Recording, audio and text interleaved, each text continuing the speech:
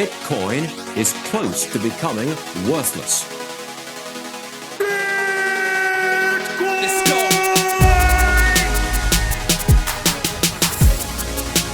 Now, what's the Bitcoin? Bitcoin's like rat poison. Yeah. Oh, The greatest scam in history. let's get it. Bitcoin will go to fucking zero. Yeah.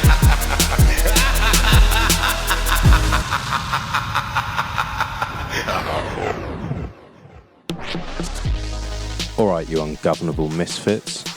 I'm your host, Max. Everybody knows that Bitcoin is useless, worthless, and doomed to fail. But what if everyone's wrong? What if it's the system that is doomed to fail? Join me as I speak to some of the brightest people in the space and slither to the deepest, darkest depths of the Bitcoin rabbit hole. Welcome back. I have Chief Bitcoin back on the show. If you haven't listened to the last episode with him, then I suggest you go and listen now. If you have listened to it, you will know why I have him back on the show. Absolutely fascinating conversation last time, and we cover all sorts in this one. UFOs, skinwalkers, Bitcoin, all the crazy shit that's happening in governments, COVID, you name it, we've covered it. I really enjoyed the show. I'm actually going to be having him back on to discuss one more topic, and yeah, I can't wait for it. Anyway, I hope you all enjoy the show, and before we start, I want to say thank you to everyone who has been donating sats on the Fountain app and all the other Podcasting 2.0 apps, sending messages and support. I really, really appreciate it. I'd also like to thank Casa for supporting the show and remind everyone that if you are looking to upgrade your Bitcoin security, it really is a fantastic place to start. They make it so easy to have multi-sig. I actually set this up for a family member a couple of days ago. We sat for about half an hour and everything is done, everything is sorted. They've never touched Bitcoin before and they are not tech savvy and they feel comfortable. So I really think that says something for how far we've come and how good the UX is with Casa. If you want to find out more information, you can go to keys.casa and check out their services today. You can use bit10 on the checkout to get 10% off their gold membership. Next up, we have Fast Bitcoins. Fast Bitcoins make it so easy to stack sats. As you will hear in this episode, we really only have one way to protect ourselves and protect our value, and that is Bitcoin. So if you are going to use a KYC service, you need to make sure that you use one with the best security and an incredible team behind it. They really push you to get your sats off exchange, and they care about being in this space for a long time. There's no shitcoins, no fuckery, just a simple way for anyone to stack. Go to fastbitcoins.com and check them out, and if you have any questions, you can always reach out to me or the team. And finally, once you get those sats off exchange, you want to make damn sure that they go into the best hardware wallet on the market, and that is the Foundation Devices Passport. I've been using this for a while now. I absolutely love it. It's so beautifully designed, the team is incredible, and it's fully open source. I really don't know what else you could want from one of these things. The QR scanning is so simple, and you can link this to any of your favorite wallets, including Spectre, Sparrow, and Blue Wallet. Go to foundationdevices.com to check them out, and you can use the code BITBYBIT to get $10 off your purchase. If you have any questions, please do reach out to me or the team, and we'll be happy to help. Enjoy the show. Morning. Morning, Max. Oh, I can't hear you. What's going on? Oh, wait. See you were talking, so what's happening? Did that work? It's okay.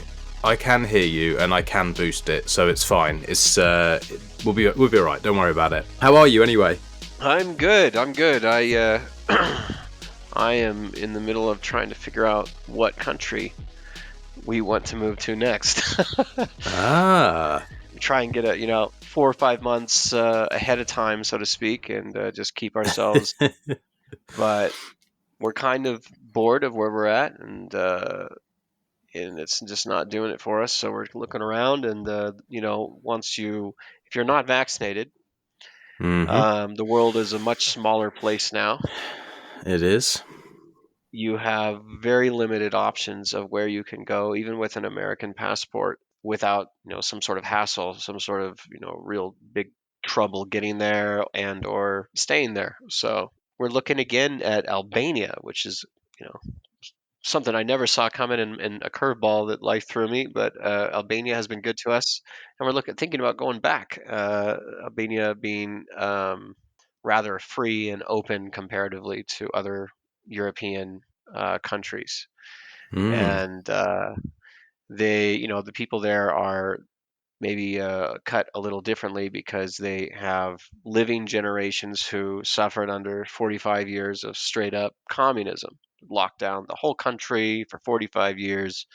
No one gets to, listen to Elvis Presley or any of that stuff. They missed the 50s, 60s, 70s, and 80s, and basically missed all of that, the cultural revolutions that came with all those times in America, and the art that came along with it. And so people were literally listening to little records in the basement of their homes, and with the threat of being executed hanging over their head if they were to be caught. So it was a different lifestyle. But anyway, those people are different. They don't want to wear masks. They don't want to be told what to be done by the government anymore. So they're really, really just they don't give a fuck. I was over there at the height of the pandemic when it first started, and they started these lockdowns where you had to text the government for permission to leave the house for an hour to go shopping. And it was really, really, sudden, strict, and boom, and everyone's like, what's going on? This is crazy. But the difference between a mom and pop economy and an economy like you have in America, where you drive around and all you see is big box stores everywhere, is you can't shut down a mom and pop economy on a dime. The corporations behind the big box stores in America, they're going to have, top down orders. Hey, we're going to have everybody be vaccinated, or you got to check everyone, or everyone's got to wear a mask or whatever. Yeah. And that just goes, that's it. It's systemic. You hire guards for the doors. They don't let anyone in. You can't get into Walmart if you're not wearing a mask, or if you have more than two people, or whatever the hell, right? But these little stores, and they're everywhere in Albania. You can't, walk a block without seeing 4 or 5 of these little shops. And, they're the size of a small room, a small bedroom, and they've got, everything you need in there, all your toiletries and everything else, little shopping stores, and they're everywhere. So you might go to 2 or 3 different ones in your neighborhood for different things. This guy has the best produce. This guy has all this good cereals, whatever the hell you want. You've got somebody there. Well, you can't put a police officer at the front of every one of those, right? So you can't police people being able to buy their own groceries. They're unable to do that. Same thing goes for restaurants, goes for cafes. I saw cafes when they were shut down. They boarded up all their windows with cardboard, and then they opened up the back door, and they were serving coffee out the back door to people who would then walk across the street and sit down on a bench or whatever across from the coffee shop and talk. So it was like the coffee shop was open, except you just couldn't go inside the coffee shop. And so they find ways around it because you have to, right? I love that. They can still remember what it's like when government goes way too far. Like you said, they are built differently, and that's why we see in the West, in America and the UK, where things have been very fucking easy for a long time, and the governments have taken the piss, but not really on the surface level. Like, you feel like you have your freedoms, you feel like you make choices. You're right. They are the people who love this, and they're secure and they're comfy and they get paid to stay at home, especially the middle class. And it's a very, very different story. So I'm not surprised you're looking somewhere like that. It sounds much more interesting to me. I'd love to know, like, why are you moving? Well, I don't want to dox you too much. I think you said before where you were, but Yeah. where you currently are, what's the reason for moving? Just literally boredom, or are you finding that to be a little bit less free than you maybe thought it would be? Well, eventually we'll have to leave because in Mexico they have clamped down on the 180-day visas. So people are coming in and Ah, they just leave. They renew the 180 days and they can come back and they just live in Mexico basically without residency. And they're putting a kibosh on that. So now people are coming across the border expecting 180 days, having return tickets, everything's set up. They're going to go, stay with their friends or whatever for 6 months, and they're getting to the border and being told, no, you only have, 7 days or 15 days or 30 oh days shit. or 90 days. And so the same is happening kind of world over. Visas are changing. So it's getting shrinking even smaller than it was a few months ago, where Mexico was still on the table, being relatively open. But these pressures seem to be affecting everything. Money talks, right? And these governments are being Hmm. paid lots and lots of money. The people in the governments, nothing's changed there. Pfizer is going backdoor deals. The American government does backdoor deals with all kinds of different countries, including Albania, where, if you walk into a Albanian immigration center, you can see all of the computers and equipment. It says donated by the United States embassy or government or something like that on all. There's a sticker on them so that that this came from America, and so therefore Albania is beholden to America for this. It's real virtue signaling, meta level, like like, look at us. We're America. We give you computer things. You are a friend. You will do what we say. Nothing's Um, free in this world. no, they were just doing military drills off the coast there with Albanian military. So they obviously are using Albania as a strategic port. Hmm. It's sitting right there on the sea, and right across from Italy, and it's already actually got war infrastructure to some extent. I don't know if you know anything about Albania. Most people don't. I didn't before I went there. I don't really, if I'm honest. We have quite a lot of Albanians who have come to the UK.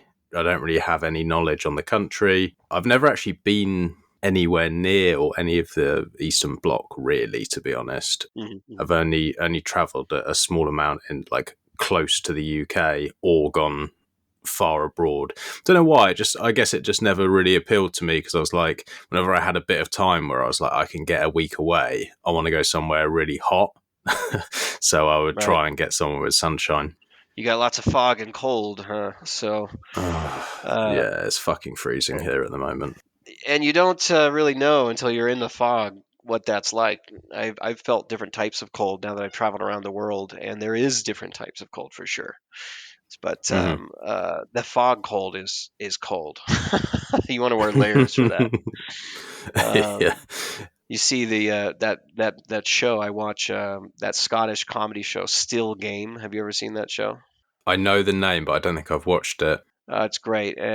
Two old guys, retirement, comedy type of thing in Scotland, Hmm. and they constantly in the show reference how miserable it is, how It cold is. you are all the time, and how the pensioners have to make a choice between how many bars on their little electric heaters they're willing to pay for. So screw it, let's switch it on to 3 bars. We'll just let's just spend it. But I think a lot of people in the UK and in America, they've been living in a bubble, like you said, forever, right? America maybe a little bit more so post World War II than England. England having maybe a little bit of rougher time of it because they don't have the reserve currency, letting them print whatever they want to. But not that they don't. It's just they can't print as much, right?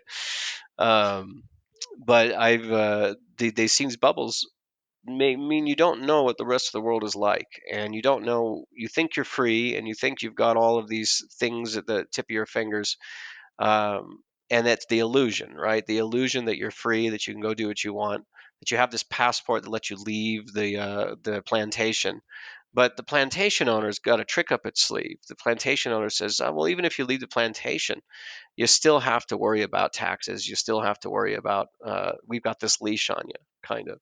You know what I mean? So I'm not sure what the UK passport is like, but America kind of follows you around on the globe and makes sure that the banks report on you and things, and makes it difficult for you to live your life outside of the American war machine.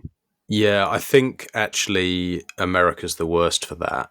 I think we have it a bit easier, but if you go to some of the sort of blacklist tax countries and you decide to set up there, I think they make things very, very difficult for you if you ever want to come back.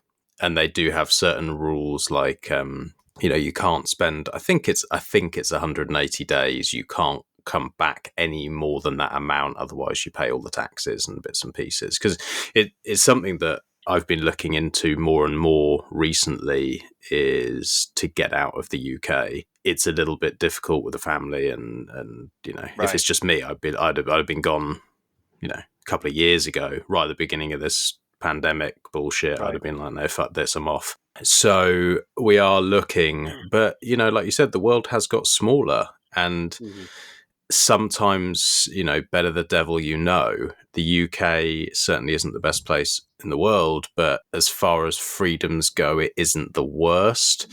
I know the lay of the land. I know a lot of people. I know how to get round things. If I suddenly up and leave and I go to, we were looking at parts of the Caribbean with these special passports and bits and pieces, and it's very favourable tax-wise and all the rest of it, and lovely weather and all of that. But, if shit really hits the fan, I don't think that is going to be a great place to be freedom-wise. And then, where else is there? Europe's fucked, as far as I can see, or most of it. That's, I think, worse than the UK, most places. I've got family over in France, got family over in Spain. It's fucked.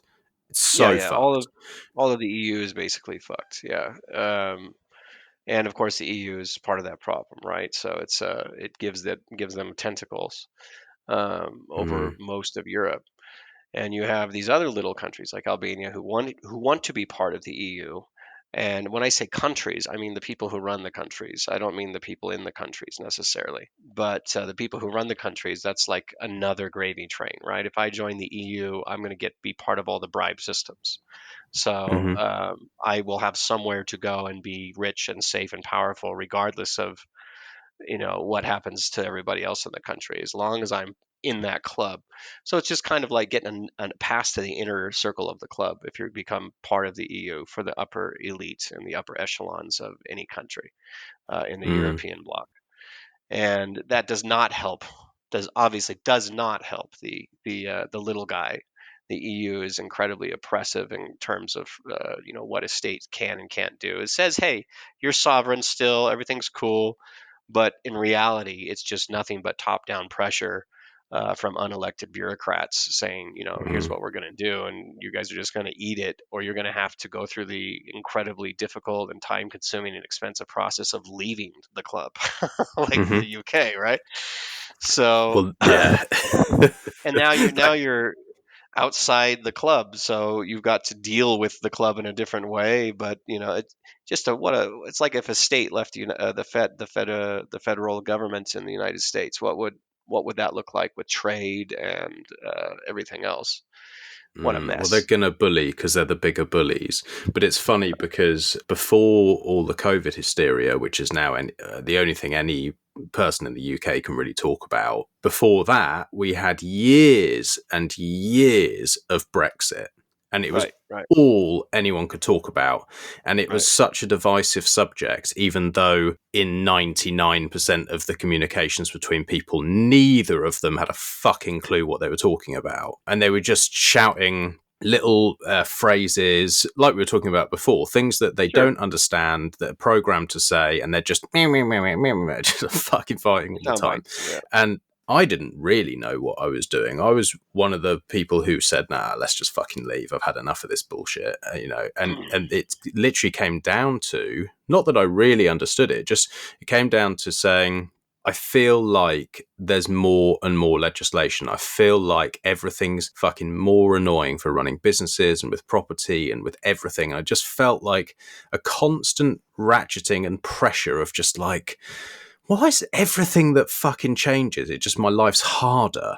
Like, as an individual, my life is just harder every fucking year. I was just like, well, let's just change something. I mean, it's definitely going the wrong direction. So let's just fucking change something. So I said, okay, well, we'll vote out. I think that's the last vote I ever did, actually. And it caused so much drama. But now we're sort of years since it's happened. I don't really know what's changed. I don't really see that much change other than now with all of this COVID stuff. Like, it does maybe feel like we are a bit more free. Generally, we are pretty much like walking around without masks.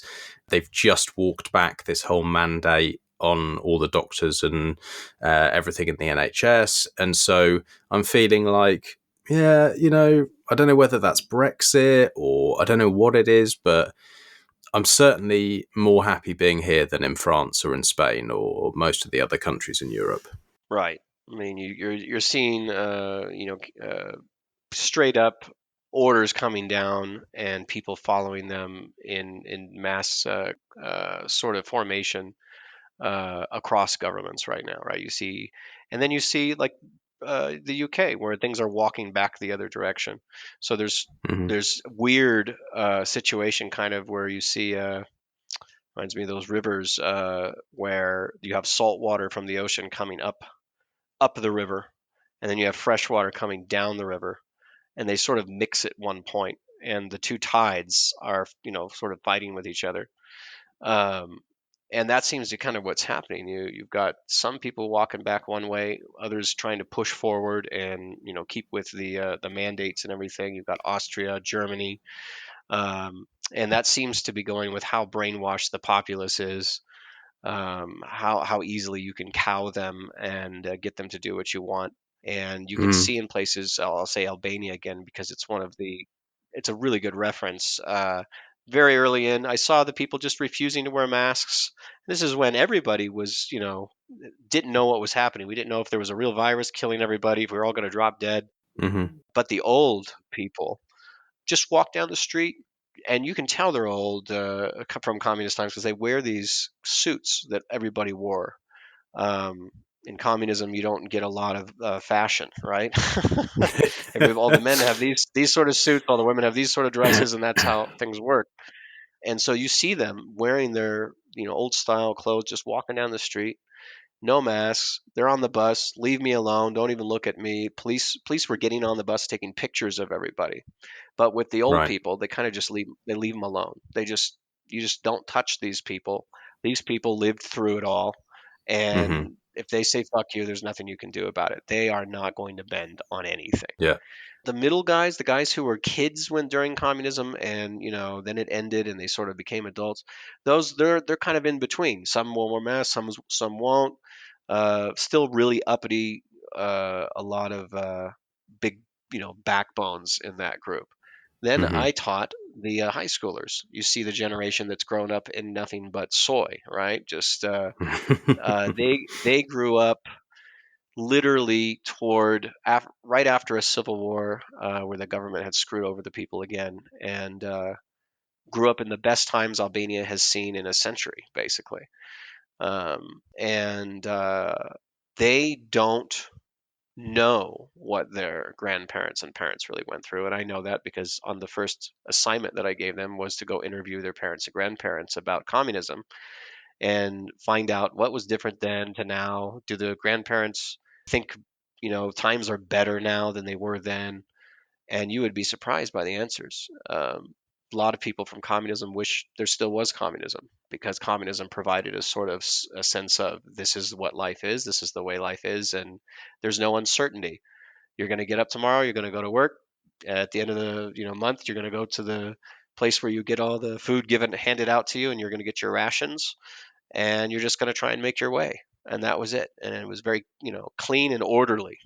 They said clean, nothing, no dirt on the streets, no trash, none of that stuff, no drugs, none of that stuff, no nothing. Yeah, Just nothing. work, and what joy you could find in your household. And friends were few and far between because friends were a burden, a danger. If a friend needed something, you didn't have much to give them. If a friend needed something and you had a secret on you, they might turn you in to get some extra bread or food for their family. So different times, and that creates different people, right? That creates hard people. That creates stubborn people. That creates, all kinds of things about people. Not all positives either. It creates also people maybe who are a little damaged in the brain when it comes to what we would consider normal. They can't see it as normal. They don't. They can't jive with the current generation. It's not surprising. Freedoms are taken for granted now. They weren't taken for granted before, so they see these young kids running around, doing all these stupid things and not being really super grateful about what they have. And I can imagine that being frustrating because one generation, two generations, and forgotten, right? Sorry, Grandma, we really don't care that you went through most of your life under, a dictator that might kill you if you listen to an Elvis record. Sorry, we have no interest in that. I'm on YouTube right now. Don't bother me. So it's a sad, sad place to be. But it's a cycle that seems maybe that until technology has solved all of our problems and, economically and we are going to continually see. We're going to see cycles of this where stupid things are done. We have to correct the stupid things. Good times come after that. Everybody's doing great. And that's the tough guys go away. The soy boys come up. And the next thing you know, we've got a bunch of soy men trying to figure out how to fix the, what would you call it? The orgy of consumerism that has blinded us to, what matters in life. Yeah, it certainly seems there is a cycle. I read a book a couple of years ago on that, which was, around this like strong men create good times create weak men create bad times, blah, blah, blah. And it was very like America centric. I can't remember what it was called now, but right. it went all the way back like through history, and it basically just shows it's the same as these debt cycles. It's the same thing. It's just these long patterns, these cycles it goes through, like spring, summer, autumn, winter. It seems like it's like built into our nature, and it makes sense because it's like, well, if you have got a really fucking easy life and you haven't got to worry about food and shelter and someone killing you for listening to an Elvis record, and you haven't got to worry about most things, and you've got a phone and you've got heating and life's pretty fucking easy. And then it's like, well, what do you do with your time? Unless you're particularly wise or guided well, you're probably going to waste most of it, and you're probably going to be soft. You're probably going to be soy. And the culture, it seems, this gets like more into the conspiracy side of things, but it seems as though someone or a few people are sort of guiding the way that the world is going and trying to change people into weak and soft and soy. I don't know, like, I do feel sorry for, although, yeah, they are weak and soy and soft and it fucking winds me up. I do think, what chance do they have? Like, especially when the parents are just so busy all the time, like they're just working, trying to survive, like so that they can put their heating up another bar, like we're talking about. And it's like, well, how much time are they getting with these kids? And then they're in these institutions from like 3 years old, repeating, like sat in a room, repeating what they're told by a teacher who's told what to say by a board of examiners who are told what to say by God knows who. And it just seems like a factory. And then they go off to university, possibly, and they get themselves in debt and they learn what they're told by someone who tells them what to tell the kids. And it's like, I speak to university kids. They know a lot about certain subjects and they can repeat things, but they seem pretty fucking basic in other parts of life. Like, they don't seem to have their own opinions on a lot of stuff. And like when you start to scratch beneath the surface, like these people I love, like family members who very smart, but they'll state things, and I'll say like, well, why do you think that? Like, I dig a bit deeper, like I question things, and it doesn't take that long before you can see they're like, well, I don't actually fucking know. I just know that I know, but I don't know what I know or how I know it. I was just talking about this with my significant other. She anyway, we've experienced the same thing, and it's gotten worse over the last couple of years. It's kind of acted like a I don't know, a reveal who is really susceptible to this and who is not in your life type of situation where you have other things like Brexit or whatever. But this way clearer, because this is not like, well, I disagree with you. This is, if you don't agree with me, you belong in a camp type level, stuff. Yeah. So they've really, really gone, like, we talked about last time, Hail Mary, sort of, let's see what we can do with the divide and conquer scenario. Let's see how far we can push this and see what will work and what won't. And so they did all the little research they could. They took all the polls. They pushed all the little simulation buttons and ran the simulations. And they said, okay, this is our best shot. Let's do this.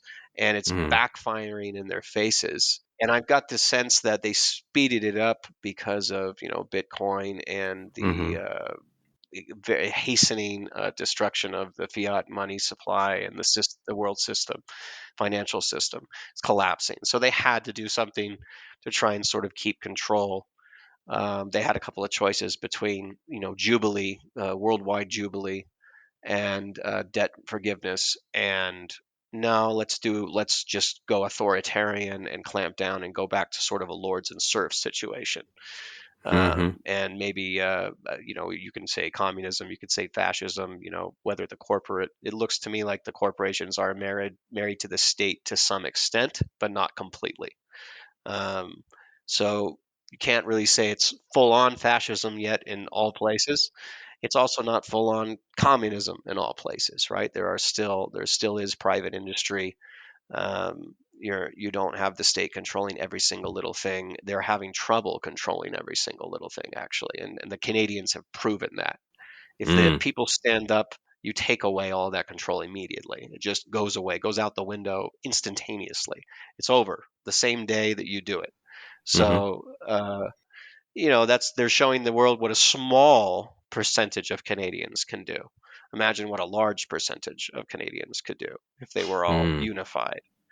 So all eyes on Canada right now, kind of, and they have two choices. They can, negotiate and sort of roll back some of the authoritarianism and relinquish a little bit of power to the people, or they cannot do that. They can go the opposite direction. So the question is, why would Justin Trudeau and his cabinet, and seeing the writing on the wall, seeing how bad this looks internationally, seeing how this is affecting the economy, this is, possibly a generation of people who will never trust government again, who will never trust medical science again. Why would you double down on something like that, knowing the political capital you're having to spend?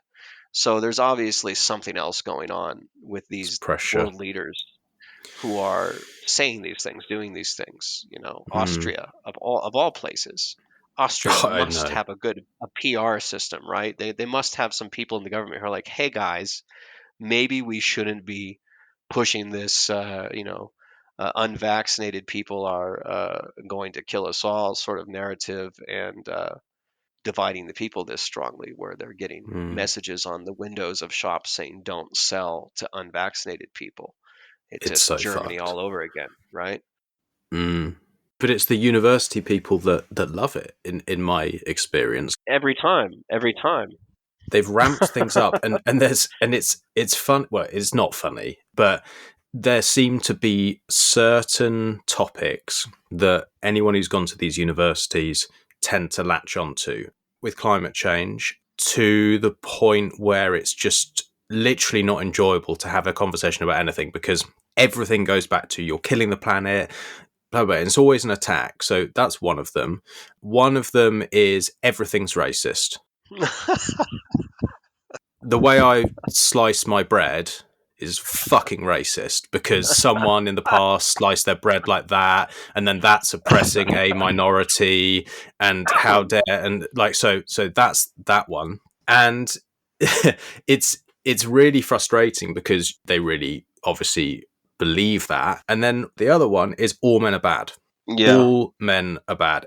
We're Yeah. all oppressing. We all hate women. We're all rapists. We don't produce anything good for society. Women should control everything. There is no physical difference between men and women. There is no differences other than the good ones. So, like, you're allowed to say things like, oh, women are better at multitasking, and women generally have more empathy, and women tend to be better with children. And you could say things like that. But if I was to say, well, yeah, sure, like I don't disagree, like they probably do have more empathy, but they're probably not generally as good or interested in engineering. And so the way I look at it is like they're these little boxes which they're shoehorned into, and they do not benefit those individuals because all they're doing is fighting with everyone all the time and feeling really oppressed and angry and sad.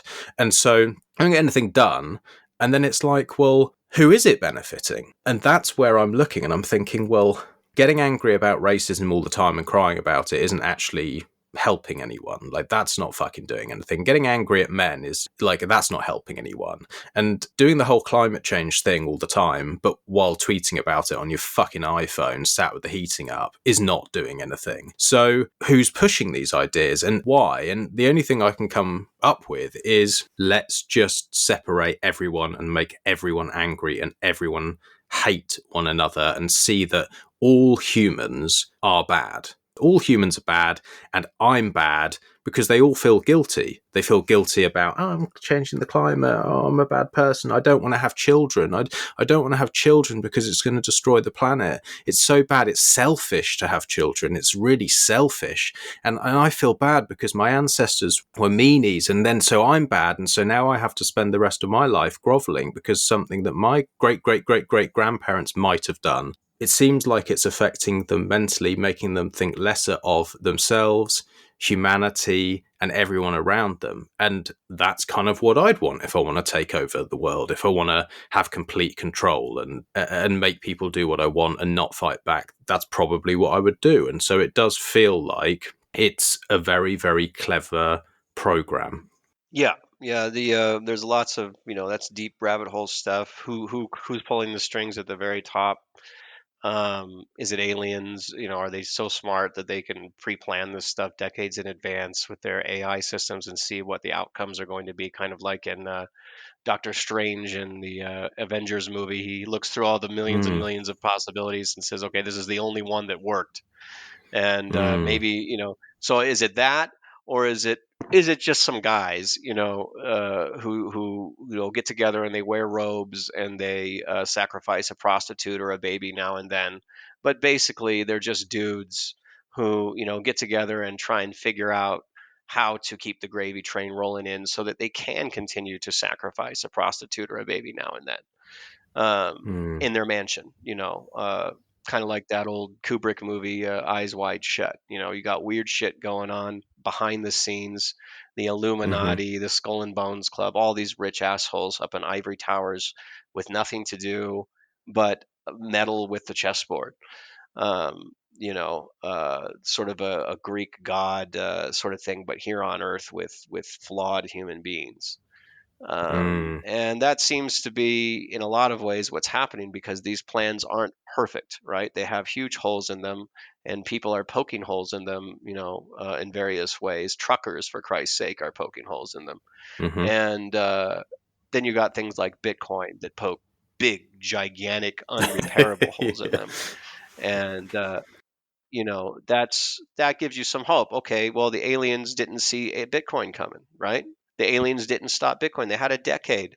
They could have stopped Bitcoin in 2011, 2012, 2013, 2014, and it probably would have worked, right? They could have just, I don't know about 2014. Even then, the network was huge. But But before early that, days, sure. 2011, Yeah, the early days they could have just brute forced that thing over and over again, and that would have been the it for Bitcoin. But they didn't, and that tells you something. It tells you one of two things: either they want Bitcoin to happen, if these aliens or these very intelligent people exist, or they didn't realize that Bitcoin happened. They didn't realize that there was a tool now that could stop them, or they just, kind of never really realized that it could grow the way it did. They just dismissed it. Um, and that seems kind of unlikely to me if they're the most intelligent people on the planet, organizing and planning. You'd think they'd really pay attention to Bitcoin the moment it blipped on their radar and said, no, we know about these things. We got to make sure that we kibosh this, because once this cat gets out of the bag, can't put it back in. So they would know that, and they would say, no, we're gonna shut this down. But they didn't do that. So that gives me some hope right there that they are not infallible. They are not these, you know, uh, godly like beings who can just pull strings, and we can't get out of the trap. It seems like we can get out of the trap.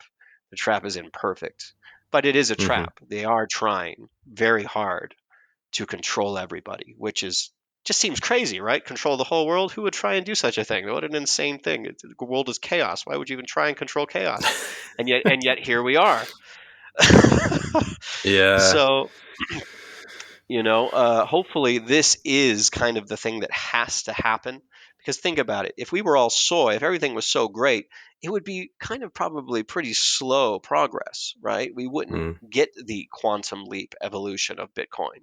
We wouldn't need it. So maybe it wouldn't have been created, and therefore we wouldn't quantum leap into this sort of new money paradigm, new evolutionary period of human technology. So these things have to happen, right? You can't have yin without yang. You have to have these assholes always pushing you to be better, or else you won't be better. You'll just be stagnant. So without Gargamel, the Smurfs, are going to forget how good they have it. You've got to have Gargamel to remember that, yeah, hey guys, this Christmas, let's be thankful for what we have, because there's some asshole out there trying to take it away from us. Which there Or is, absolutely is, all the time. Yeah. So Yeah. inflation alone is taking away, and people don't even know that, right? So, which is the other side of that coin. You have to have kind of a cow-like, sheep-like populace in order to treat them like a cow or sheep-like populace. The moment you empower all those sheep and cows to think, the minute they stop being sheep and cows and they become something else. And you can't have that. That's dangerous if you're trying to run a farm. It's a lot of trouble, and your job as running a farm is to keep all of those sheep and cows as healthy and docile as possible. And now we've got this situation where the farm is collapsing basically, and the farm system isn't working to feed the farmer as it once was. The sheep are getting a little uppity. The cows are getting a little uppity. Some holes in the fences are developing.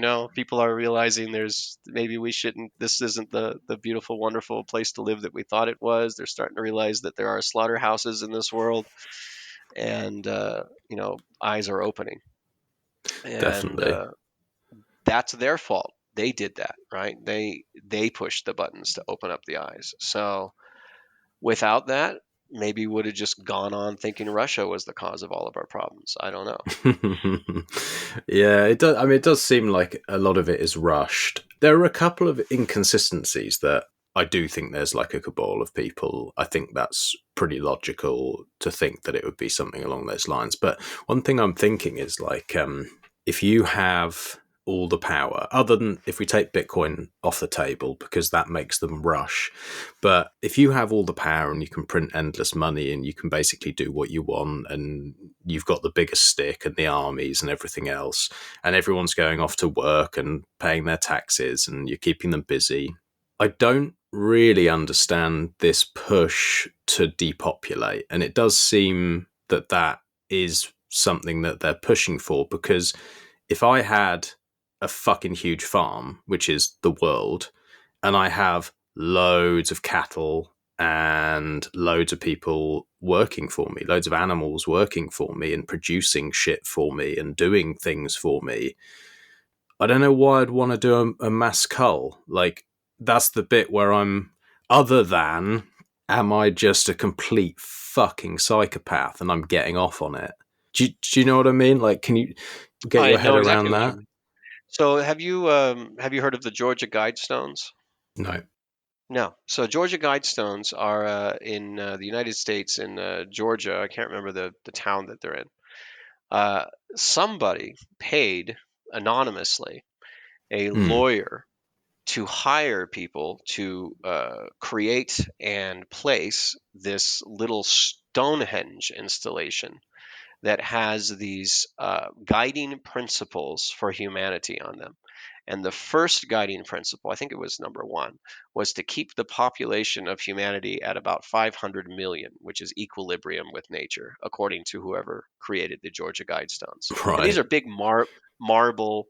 I mean, look them up when we're done here. Big marble, pillars that somebody paid for to have erected with all of these really weird guiding principles on them. One of which is to depopulate the planet by, most of the people on the planet would be dead. And so these appeared, Oh, I'm just and people, sorry, interrupt. I'm just looking at them now. They're yeah, yeah, yeah, pretty fucking impressive, these things. yeah. It's not like a tiny little thing. They're big. Somebody paid some money to have those carved, by a smith, Yeah. Wow. and put up there. And it's still kind of a mystery, I think, of exactly who that was. There's some theories and stuff, but why would you do that? Why would you feel it was so fucking important to put that out there so that people could see it and think about it? Hmm. And so it's if you pay attention, if you go down the rabbit holes and you read the news all goddamn day like I do, and you watch for the signals, kind of like this heart attack thing. Oh, making your bed might cause you a heart attack. Being in the And snow might climate cause you a change. heart attack. Climate change is going to give you a heart attack. Watching the wrong TV show is going to give you a heart attack. Everything except vaccination is going to give you a heart attack now. Well, you can see that what they're doing, right? They're trying to prepare people for all the heart attacks that are coming.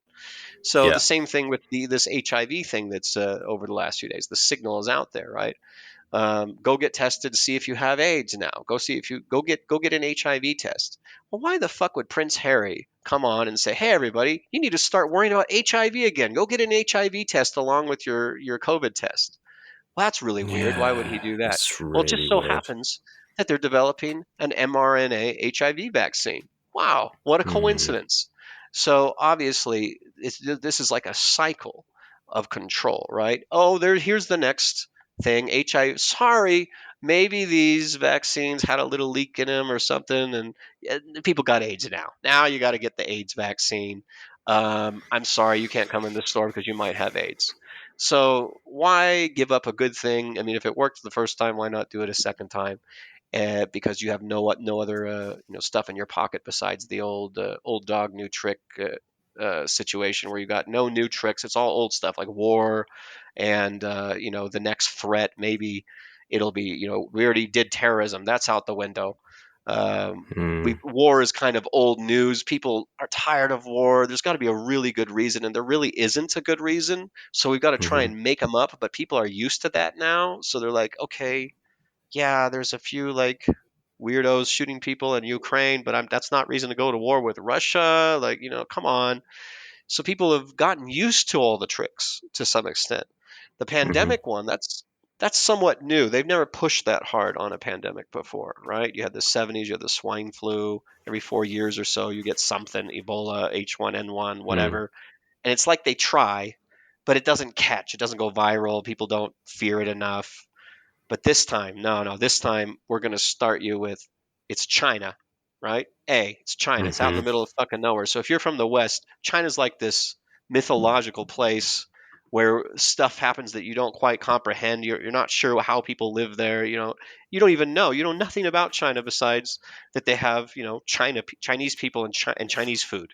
You know Hmm. nothing about China. It's communist. I know it's communist. Communism bad.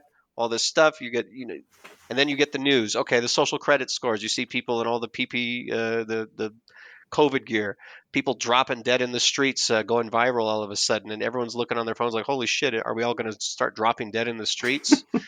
You know, I mean, wow, that just that alone, looking back on it, was such a scam, and Mm-hmm.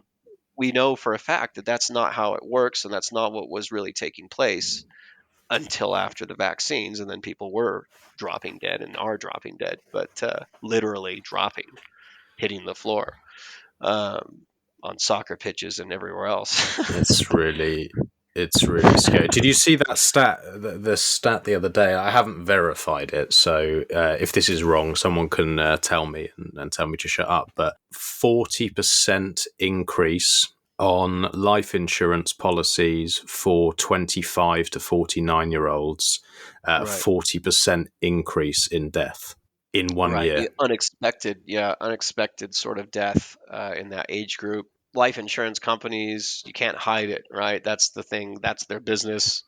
The Mm-hmm. math is going to play out one way or the other, and so you're going to see the signal comes straight out of the prices from the life insurance companies. You can't ignore it. It's pure numbers, right? That's the thing about that. They're soulless people. That's what they say. That's what all the movies show us. Yeah, yeah, Life yeah. insurance guys are soulless people, math machines. They don't care about you.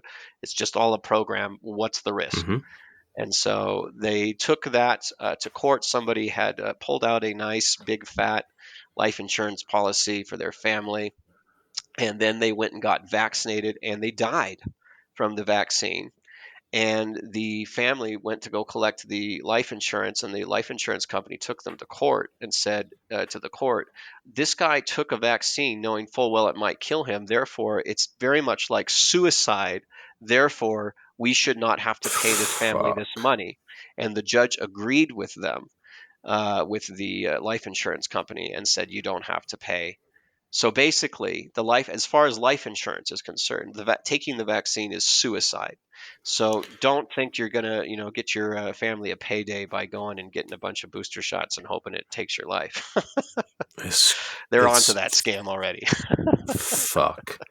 Well, so with that said, if we're saying, well, if we're saying like, okay, you've got a 40% increase in people dying within that age bracket. Yeah, there are other external factors, and it doesn't have to be completely down to the vaccines, but it just so happens to coincide with the time that they're going into people, and then you've got insurance companies not paying out because of it.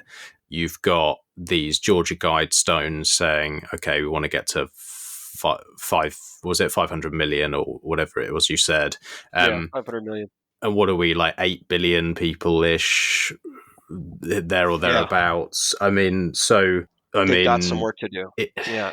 They got some work to do. Trying to put all those pieces together, are they actually trying to depopulate the planet? Is what a lot of the rabbit hole people are trying to figure out. Is this actually a depopulation event? And so if this does give you AIDS, if these things do destroy your immune system to the point where a flu can kill you, then that would be a really, really good depopulation mechanism, right? It'd be perfect, because maybe you die a year from now, maybe you die 5 years from now, maybe you die 10 years from now. 10 years, maybe we've forgotten about the vaccine and that it might give you HIV, and that's would have killed you over time. But so that would be ideal, right? We can just slowly kind of get rid of people. But the only thing that the catch is, we absolutely have to get the shots into the arms or it won't work. And we have to repeatedly put the shots in their arms. And we have to be careful, because we can't just make all of the vaccines kill you. If we did that, everyone would start dying and everyone would be onto us and know what's happening. So instead, let's just have a few batches every round. Let's put some batches out there that do, put the stuff in you that will kill you. And hopefully, if it works, that might even be able to be passed on genetically, so you have a weaker immune system, and so your family line is fucked. And you're going to die out faster than the rest of the people who didn't take the vaccines. And I'm sure they've got, if that's the plan, then they have other nefarious things. And I got to mention, this is something that, if you're into rabbit holes, if you're into conspiracy theories, you will notice something pretty quickly. These pieces of shit at the top, whoever the fuck they are, these pieces of shit like to rub your fucking nose in it. They really like it. They love it. They get off on it. They like to come on the news and say what they're going to do, basically, before they do it. So that it's kind of like, look what we can get away with. Look what we can It's do. like serial killers like to leave little clues and Absolutely. yeah. Why would it be any different? Why would we think it's any different for the people at the top than it is for these, serial killers at the bottom? Same psychology, right? Same human beings, same makeup, same brain, same flaws, and it just so happens they've got lots of money. That's about it. Power and money just corrupts the hell out of people. It's true. And you can give, all the experiments show it. They give a few college students some power over some other college students, and they'll start treating them like animals, right? We've seen it with COVID. It's like the world-proof experiment. Can human beings be programmed to hate other people? Yes, they can. Here's how easy it is, right? All you got to do is sit them in front of a fucking brainwash box for several hours a day. That's all you got to do. And if they'll willingly do it, wow. I mean, how great is that, right? They'll willingly go sit in front of the box for several hours a day for their hypnosis session. And I keep trying to explain people to this that, in the terms of, if you went to a therapist for 3 hours a day, and that therapist, you didn't talk, you were quiet the whole time, and the therapist just talked at you, and it said the same things to you 3 hours a day, every damn day you went in there, would that affect your thinking? Of course. Yeah. And of now course. add hypnosis into that. Now take away the therapist and add it, and instead say, now you're in a hypnotist chair and they're hypnotizing you for 3 hours a day. Will that change your thinking? Will that change how you act? Of course it's going to change how you act. So that mass formation thing, that's how they do it. They do it through dissemination of narratives. They control it just like a story. That's how we get children to do what we want them to do, and that's how they get us to do what they want us to do. Children, don't go in the woods. The big bad wolf will get you. That's the story for the woods, right? The murderer, the Yapahootie, whatever you want to call it, whatever your local legend is, stay out of the woods. Woods are dangerous. And the same thing is given to us. Stay away from the unvaccinated people. They're dangerous, whatever. And just repeat it again and again and again, and it sticks. And only the people who realize that repetitive narratives are meant to do something, are meant to control people, realize what's happening, basically. You have to know, or suspect at least, that this is a real thing. And we're not just in this organic sort of thing. We are in a structured society that is structured by certain people in a certain way, controlled, planned, and the money seems to go one way, right? And it's not down. So that's trickle up economics that, they tell you, they call it trickle down economics when it's trickle up economics. They tell you it's the freedom bill when it's the tyranny bill. But they like to give you little hints. So when the Georgia Guidestones pop up, you should listen. That's my opinion. Somebody somewhere thought that was important enough to actually anonymously do, and it's still there. It hasn't been torn down or anything. So as far as that stuff goes, yeah, we've got some people controlling the planet to the extent that they can control it. And then you've got places like Albania, little towns, little mom and pop towns who grow their own food. They've got, their own produce. They've got water, clean water. And if the world goes to shit, guess what they'll do? They'll just buckle down in their little, houses, huts, and they'll grow food, and they'll do the exact same things they did when they were under the oppression of communism, and they'll survive and eventually win, and communism will fall. Because the people who are trying to keep the playground open to some extent for themselves to play in, they don't have the ability, I don't think, to control everything. Bitcoin is proof of that. Proof positive. I mean, you can't argue with the fact that if people are controlling everything, then Bitcoin is a huge monkey wrench in their plans, unless they have some sort of key to Bitcoin we don't know about, right? That this is what the other guys like to say, the non-Bitcoiners. the normie conspiracy theorists. They say no, Sure. Bitcoin is controlled by the CIA or whatever, and one day they're going to pull the rug out from under you, and you're going to be stuck with all your wealth and this thing that they can completely control. And all that really tells me is these people don't understand Bitcoin. So they Yeah. haven't looked at Bitcoin close enough. Sure. And It's so hard to wrap your head around that, and it most really people is. just Yeah, will never do it. But I think it's hard. I think you're right in terms of they want to control everything. They've fucked up with Bitcoin. It's got away from them. They're starting to realize that they're in panic mode. They're pushing things forward. It's going too fast. That seems obvious to me. Like, it seems obvious there's this group of people who are doing it. It seems obvious that they want control, they want power. What I don't really understand, other than the fact that they are psychotic and they like to, like you say, rub it in people's faces, I don't understand where it all comes from and where these links are, because you've got all the Epstein stuff, which is really fucking weird, and it seems like all of these ties and all of these links go so deep through the royal family, through basically everywhere that you could think. And it does feel like there's like a link with pedophilia and these types of fucking psychopath people. Like, I don't understand what it is. Is it some sort of weird cult? Are they all groomed into it? Is it something where or is it just literally like fucking weirdo powerful people get more and more powerful? They then meet each other and get comfortable enough with each other, and they find out they have the same fucked up interests, and then it's not really that planned. Like, you've obviously spent a lot more time looking into all this kind of stuff than I have. Like, what's your feel for it? Like, what do you feel confident in and what are you not sure about? Well, as far as just people go, people are fucked. People do really fucked up things. They have, the possibility of doing amazing, what we would consider wonderful, loving things, and then they have the exact opposite, the darkest, most evil things.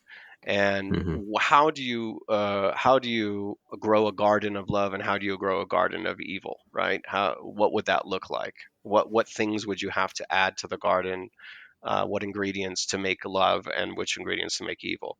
So now look at what a family in, let's say, Gaza Strip in Palestine, during an Israeli bombardment. All they want to do is put food on the table, send their kids to school, and live a happy life. That's it. They don't have really much hope of doing anything besides that. So that's what they're kind of aiming for. Maybe they'll get out of Palestine. Maybe they don't want to get out of Palestine, but they're trying really hard to survive, and they have each other. That's it. So the family becomes close, it becomes tight knit. You even become close with your neighbors, your friends, because you all have to work together to kind of make it happen, to make everything work. And since you're in that weird, sort of horrible, lesson learning mode of life of poverty and hardship and everything, good things mean something. Good things are uh, sacred. Bad things you have to let roll off your back like water and stand up against, what you have to stand up against, and you become the strong people. Now take the opposite of that. You've got someone born into wealth. You've got someone with a silver spoon in their mouth. The entire time they're growing up in a family of wealth, a family of people who don't have really a clear purpose. They can go do whatever the hell they want to. And how are you going to figure out what you want to do if you grow up in a rich household where everything's just fed to you? No one ever says no to you, and that's kind of a key element right there. No one says no to you. If you get into that situation where no one says no to you, become a weird person. Elvis Presley was a good example of this. I heard someone. Oh no, I didn't hear them. My brother heard them. My brother told me. He told me this about this interview, and the guy said, "Well, you can watch Elvis from his younger days. Everybody, who knew Elvis said how he's this down to earth, little shy, Southern kid who really, really is polite and nice, and all that stuff. And then you can see what Elvis was like at the end of his life and say, well, what the fuck happened in between? And wealth, fame, power, that happened, right? And he said, here, imagine this. Imagine instead of getting up in the morning and getting ready for work and talking to your family and watching the news and texting your mom or your dad or your friend or whatever, and then going to work and dealing with your normal bullshit and coming home for your kids' practice. None of that exists. Instead, when it's time for you to go somewhere, you go out of your mansion doors, you get into a limo. The limo goes to the gates of your mansion that has a bunch of people outside screaming and yelling. You ride down through downtown to a private entrance to an airport, get onto a private jet. It flies you to another private entrance at another airport. You get into a limo. You go through that limo through the streets. You come to the back entrance of a hotel, which takes you through a private elevator up to their private suite, and you never touch reality. You never touch other people ever again. All you touch are the other people who are in the same business as you and who have access to you. And you have to get access to Elvis now. You have to be in this industry. You have to be a makeup person or a director or a songwriter or whatever in order to have access to Elvis. If Elvis tries to walk outside and go to get some pizza, he gets mobbed by people. So Elvis isn't Elvis anymore as far as the world is concerned. And so how hard is it going to be for Elvis to remain Elvis, right? And that's a guy who was born in the normal world and then changed by wealth and power. And he didn't really even have a lot of power necessarily, you know what I mean, in the grand scheme of things, but he had a lot of sort of public influence, which gave him access to, like Richard Nixon. There's a great movie about Elvis meeting Richard Nixon. If you've ever seen it, I think it's called Elvis and Nixon, or with Michael Shannon as Elvis and Kevin Spacey as Richard Nixon. Right. And he just got weird, you know. He's like, "Hey, I want to catch drug dealers. I will go undercover and spy on like the Beatles for you and stuff to see if they're like doing drugs or, you know." And so Elvis didn't have a purpose anymore. Fuck. Yeah, off the deep end, man. And so imagine these assholes up in the ivory towers, you know, they get this idea in their head, and that's all it takes is once the idea's in their head, they just make a phone call, and that idea is kind of off and running. And maybe it doesn't go anywhere, maybe it does, but nobody says no to you, you know. And so you go meet these other guys that nobody says no to, and those guys start talking to you. Hey, we've got this idea. We're going to try this. We're going to try that. Are you in? Yeah, fuck it. I got nothing else better to do. So I think a lot of it is that there's a very small percentage of people who are controllers, who control, and the rest are just kind of floating around on the Titanic with them. You know what I mean? And they're enjoying the bands and the food and all that other stuff, but they really don't have any part in it. They're just, their money is there. Their money's flowing around. The money's going into this bank account and that bank account, and they're just sort of cogs in the machine like the rest of us. The machine itself being built by slowly over time by what we would, I guess, maybe call evil capitalists. I don't know what you would want to call, where you're trying to harness human labor, harness human energy for your own good, and create a huge vacuuming, siphoning mechanism, which is what fiat money is, to feed yourself, and you become generations of that. So generations of sloth, right? Generations of egotism and all the seven sins, murder, all that stuff. As soon as you have something, you got to defend it, right?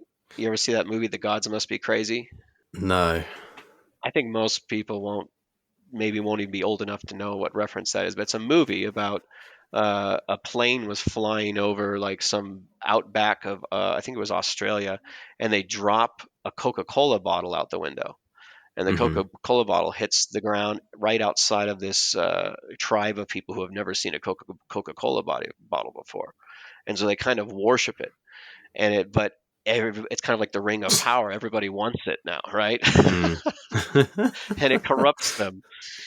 And so, imagine giving some fucking kid who grew up Silver Spoons, Ricky Schroeder's Silver Spoons character who grew up in some McMansion somewhere and doesn't know anything and went to some prep school and only knows what he learned in his institution and what his father and his mother and his uncle drilled into him over the years, and maybe his nanny because he didn't see his mother or his father very often or whatever. And now you're handing that kid the keys. You know what I mean? Hey, you're going to be the next premier of Ottawa or whatever. You're the Yeah. next golden child.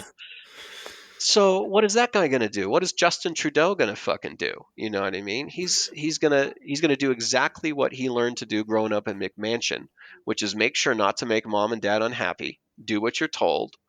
Toe the line so that mom and dad are happy with you because mom and dad are the ones with the power. You're just the kid. Justin Trudeau is a child. His mom and dad are the ones in power, right? The rich folks. And so you're taught that. You're groomed to be another cog in the machine that your parents built, right? And it's I don't think there's a way out of that that's with maybe something like religion where you just have a sudden, maybe DMT, maybe drugs, which is of Yeah. course one of the reasons drugs are outlawed because they can Yeah. open up your mind. Yeah, it um, definitely seems. It definitely seems they can. Yeah, that the way that you're explaining it there makes sense. It's like, what levels of depravity do you have to go to when you've to get your next fix, and you've never been told no. You will never. You can't accept no, and nothing's out of your reach. Well, then where's the fun? It's like, right. the whole like when you're young, where you're a young man, you're like chasing after girls. Like the whole fun is like, oh yeah, the chase. And It's so hard to if get them. you're, Yeah. it's hard to get. It's really fucking hard. Like it's really fucking hard. And so that's the fun. So Yeah. what would happen if at that age where you're like doing your best, getting ready, you've got not great clothes, you're trying to sort yourself out, you don't really know what to say or do, and you're just learning, but it's fun and you're chasing, and that's the whole excitement, and like you get your first kiss and it's like, oh my god, it's the most amazing thing. It's like fucking, you can't stop telling all your friends about it, and it's just like a massive thing, massive deal. Well, if you have Right. everything, like nothing's difficult, because you can say, oh well, I'm just going to rent a penthouse and bring in fucking 50 strippers and a load of cocaine, or I'm going to do, like, how quickly does it spiral to a point where you're there and it's boring? Because that Right. happens relatively quickly with the kid who's kissed a girl a year later. It's like, oh, it's just a kiss, what's next, or a Right. few weeks, it's just a kiss, what's next. And so how Right. long does it take to have the kid that no one says no to has everything, to get bored of what most people would think is amazing and dream of? And then I guess, is it a stretch to think that they're going to get into some really sick, really depraved things? And I guess no is the answer. And so it does feel like maybe those people meet, like, if me and you met, and I didn't know you were you, and you didn't know I was me, and we didn't know that we were interested in Bitcoin, I would have a pretty strong feeling that if we sat at a bar and we chatted for more than 30 seconds to a minute, I'd probably know this is my kind of guy. Like, I can chat to him about Bitcoin. I can chat to him about this stuff because I can feel it. Like, there's something where I would know. Maybe it's the same with these people. Maybe they're like, I know this person's a depraved fuck like me, and I can Right. talk to them and we can work together. And maybe they just smell it. I don't know. It would probably feel like they could. Like, maybe there's something like a coldness of the eyes or a way that they operate that they can just sense, and then they spend their time together. Right. Well, I think just like it's organic to some extent, like that, where you have a place for a meeting where things like that can take shape. Like you have the oh god, the what's the one in Northern California? Not Bilderberg, Grove, something Grove, Bohemian Grove. So Bohemian Grove in Northern California is sort of this out in the woods retreat for the world's rich and wealthy, and Right. they have this that's now, of course, famous thanks to Alex Jones And Alex Jones is one of those guys where a broken clock can be right twice a day, and boy was he right. He went out in the woods hoping to catch something on film, right? And he catches these guys doing the exact thing that all of us kind of make jokes that maybe they do, where they're worshiping, or doing a ceremony. Maybe it's symbolic, the cremation of care. And maybe you've seen the video where there's all these guys standing around in like blurry video with them in robes and a big I've not fire. actually. Wow, wow. So yeah, I've once not you actually see seen that. that, you go, what the fuck is going on in the woods of Northern California? What are these guys up to? I don't need really to talk about COVID or anything else until this shit is explained to me. Why don't we know about this? Alex Jones had to sneak into the fucking woods to find this out, and it's out there on the internet. You can just look up cremation of care. This is real. This is rich people sitting around watching a mock child sacrifice take place, where we're Really? sacrificing. Yeah, they've got this struggling um, uh, person in a sheet that's covered in like a sheet, that they walk out to this big giant statue of an owl god. Some people say it's Moloch, but I don't think it is Moloch. I don't know if an owl god, why owl would be Moloch. I don't think it's ever been depicted as owl. Maybe I'm wrong. But they have this child, and then this creepy devil voice comes over like the speakers and starts talking to them, and then they're saying, "No, we reject you, devil," and this and that. And all the while, this struggling thing in under the sheet is sitting there struggling, and it's being put into the fire as a sacrifice. The Hopefully it wasn't a fuck? real person, right? It was a mock ritual. But really weird shit, right? This is not like your Christian sort of, denominated ceremony. This is very pagan, very old sort of ritual stuff. And so what does that mean? And to me, it means if I'm rich and I'm up in the middle, of my ivory tower and I've got nothing else to do, I would be interested in the same shit that everyone else would be interested in. Do ghosts exist? What are UFOs? Except now, instead of just wondering about those things, I can kind of use my influence and money to actually try and find answers to those sorts of things. And maybe if I'm rich enough, I have access to the secret Vatican library, or I have access to somebody who has been to the secret Vatican library, and I can sit down over cognac with them and discuss the secrets of things. My dad's a 32nd, level Mason or whatever, and Hmm. he, hints at weird ritual stuff or weird magic or something that I'm kind of intrigued by. So I start looking into that. Or I'm just at 15 or 16 years old, I'm brought into the fold, and slowly over the years, things are revealed to me. But when I'm Hmm. trustworthy, if I'm trustworthy, right? If I'm competent, I'm not going to fuck up the plans of the masters. I think that's kind of what happens. It's just this. I want to be part of something larger than myself. I'm bored. What is Hmm. there out there?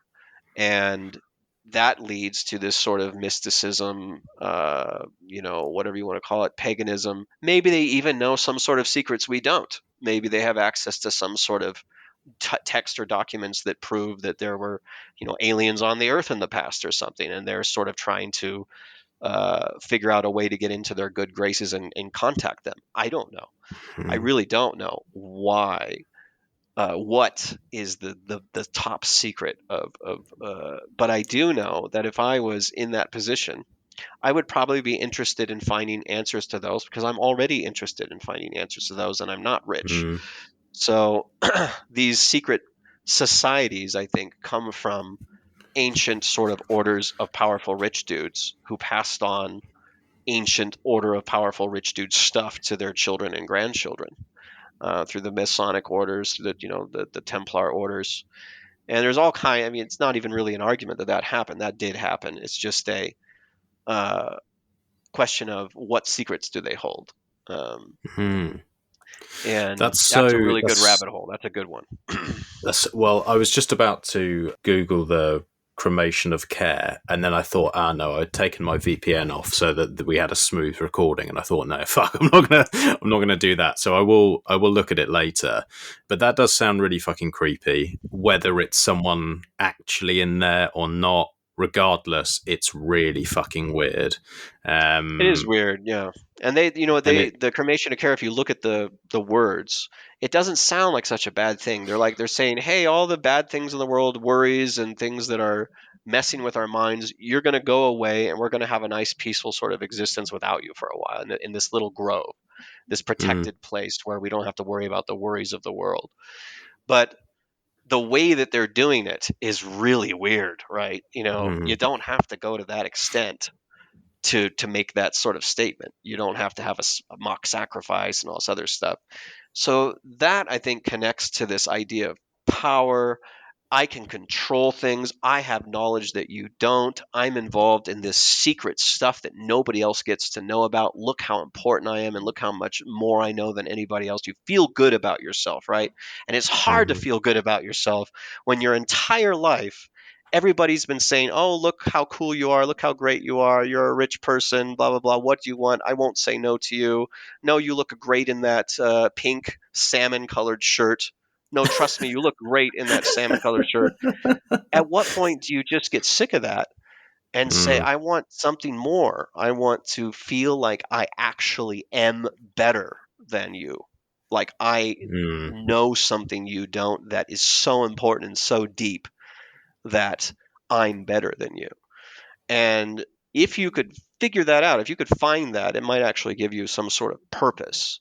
So my job is to please Baal, or my job is to please the high priestess of my order, or my whatever your job is. At least you have one. At least you're not just floating around wondering what to do with yourself, like Hunter Biden or something, doing crack and fucking hookers and everything else because there's just nothing else to do and you don't know what to do. You get some focus. Maybe that's what it is. do you think they know about? Because I mean, on the first recording we did, we touched on UFOs, and Yeah, let's obviously switch you over had to them. that stuff. That's the good stuff. Yeah, so I thought because it kind of interlinks is like let's put it this way: it seems as though there's this weird group. They're really fucking weird, and they know probably some shit we don't. We don't know what it is that they know, but we know they probably know it. Right. Let's go into the UFO stuff. Like, you obviously gone deep down this rabbit hole. You've actually had an experience, which I couldn't stop thinking about it when we last had the conversation. I was like, that's fucking so crazy. Like to have someone who's actually seen something. We talk about it. It seems realistic that there would be some kind of life form, or there is some technology that we don't understand. But where since then, and since standing up off the couch and going, fuck, I saw that. I actually saw that. Where's it taken you? What have you learned? All right. So when you start off with something that, kind of reveals itself to you like a vision, you can't ignore it, right? It's there whether you want. You might not even understand what the fuck it is. For me, the UFO, I didn't understand what I was looking at. I didn't have any frame of reference for it. I had no idea there were triangular shaped UFOs on the planet. I had none of that. So it was like, God appearing, kind of, and doing something and then leaving again. Like, whoa, what the fuck? What just happened? You don't have any reference for it. Like Native Americans seeing a boat for the first time. A major ship, a Spanish ship or whatever, reportedly they didn't know what they were looking at, so they were trying to figure it out. It's kind of the same feeling. But then you get told, hey, everybody, there are these people who own these gigantic boats and they're coming over. And I just heard that they stole some people from this village up north. They landed, they took some people and they took off again. And you start wondering, who the fuck are these people? How did they build these giant boats? All we've got is canoes. How do they even have enough trees for this? You start thinking, nuts and bolts. What the fuck? Where did that come from? Why is it here? And then you realize when you start trying to talk to people about whatever it is that you experienced, they reject it. What? You saw what? Okay, well, maybe you saw some. The first thing I do, the first thing anybody does, well, maybe it was a plane, right? Maybe it was this. You're trying to give them some sort of thing to fit it into a frame of reference of what you know. Mm-hmm. And so once you realize you don't know, then it opens up a door for you. It says, okay, there are things on the planet that you don't know about, that other people have lied to you about knowingly. Obviously, the government has to know that these things exist. Either the government made them and is flying them around over, Paradise, California, or Chico, California, which is the area that my sighting happened in. Or it's not the government. And if it's not the government, who the fuck is it? And who built it? Why are they here? Why are they flying it around, real bright lights so everyone can see them over Paradise, California in the middle of the night? What the fuck? So it opens a door for you where you're willing to accept that weird things can exist in the planet. So it doesn't matter what it is. And I'll bet, Max, that you have something in your past, some weird thing that you barely ever think about it maybe. But every once in a while someone says something and it triggers the memory. Oh yeah, that weird thing happened to me back in the past. I saw Yeah, a something. few. And you don't think about it too much. Maybe it's not in your normal life. And then one day you suddenly hits you. Holy shit, I did see something. I saw something weird. I had that weird thing happen to me. And it's so out of the ballpark, strange, out of your normal frame of reference of what you can and can't understand, that you don't really want to think about it too much. It makes you uncomfortable because there's no answer, right? There's no explanation as to what just happened. And I have a lot of those stories, not just of myself, but of other people, because I have an open mind now and I ask them about these things. I straight up ask people that I come into contact with, have you ever seen a UFO, or have you ever seen a ghost, or anything, weird happen to you? You ever had a dream and then it came true? That's a big one. A lot of people have those. And I did that experiment when I was teaching high school in Albania. I'd ask my students randomly. I'd say, "Hey, anybody ever had a dream that came true?" And you would just not believe how many people would raise their hand in that class every single time. Interestingly, people with long hair seem to have it more often than not. But really weird stuff happens to people all the time. It's just that it's out of their frame of reference. I'll bet way more people have seen a UFO than realize it. They just forgot about it. They saw it, went, what the fuck is that? It flew away, and they stopped thinking about it. And the only time they ever think about it is when something that looks exactly like that, or someone describes something that like what happened to them, suddenly is brought to their attention, and then they remember it for just a few minutes, and then they forget about it again. So you have to have something kind of slap you in the face to really wake you up out of that stupor where you don't forget about it, where you start putting it into reference of all the other things you learn about in the world. So, if anything, I would tell people, if you had a weird experience, you should embrace that as hard as you possibly can and go fast and far down the rabbit hole as you possibly can with that, because there is nothing else on the planet that will give you a sense of satisfaction, of sort of a hunt, a search for truth, than following those little clues that the universe has unfolded for you, because that's kind of what it feels like, that you got a little hint, a little window at something else that nobody else got. And that gives you a special ability to think outside the box. And you mentioned that, I think you said the words "little boxes" earlier. It's one of my favorite songs. I don't know if you've ever heard that song, but there's a song called "Little Boxes," and I would highly recommend anyone, if you're listening to this, go out and listen to that song right away. It was the theme song of this TV show Weeds. Oh, yeah, I love that show. Yeah, great song. Yeah. I know And the song. Yeah. it's describing the houses where I used to live in the Bay Area, California, near Berkeley and San Francisco. And when you're up on the hills, you can see, across the city, there's all these little houses in rows that have different colors, blue and pink. They're very pastel, green and yellow, and so little boxes on the hillside, little boxes made of ticky tacky. Blue one and a green one, red one, yellow.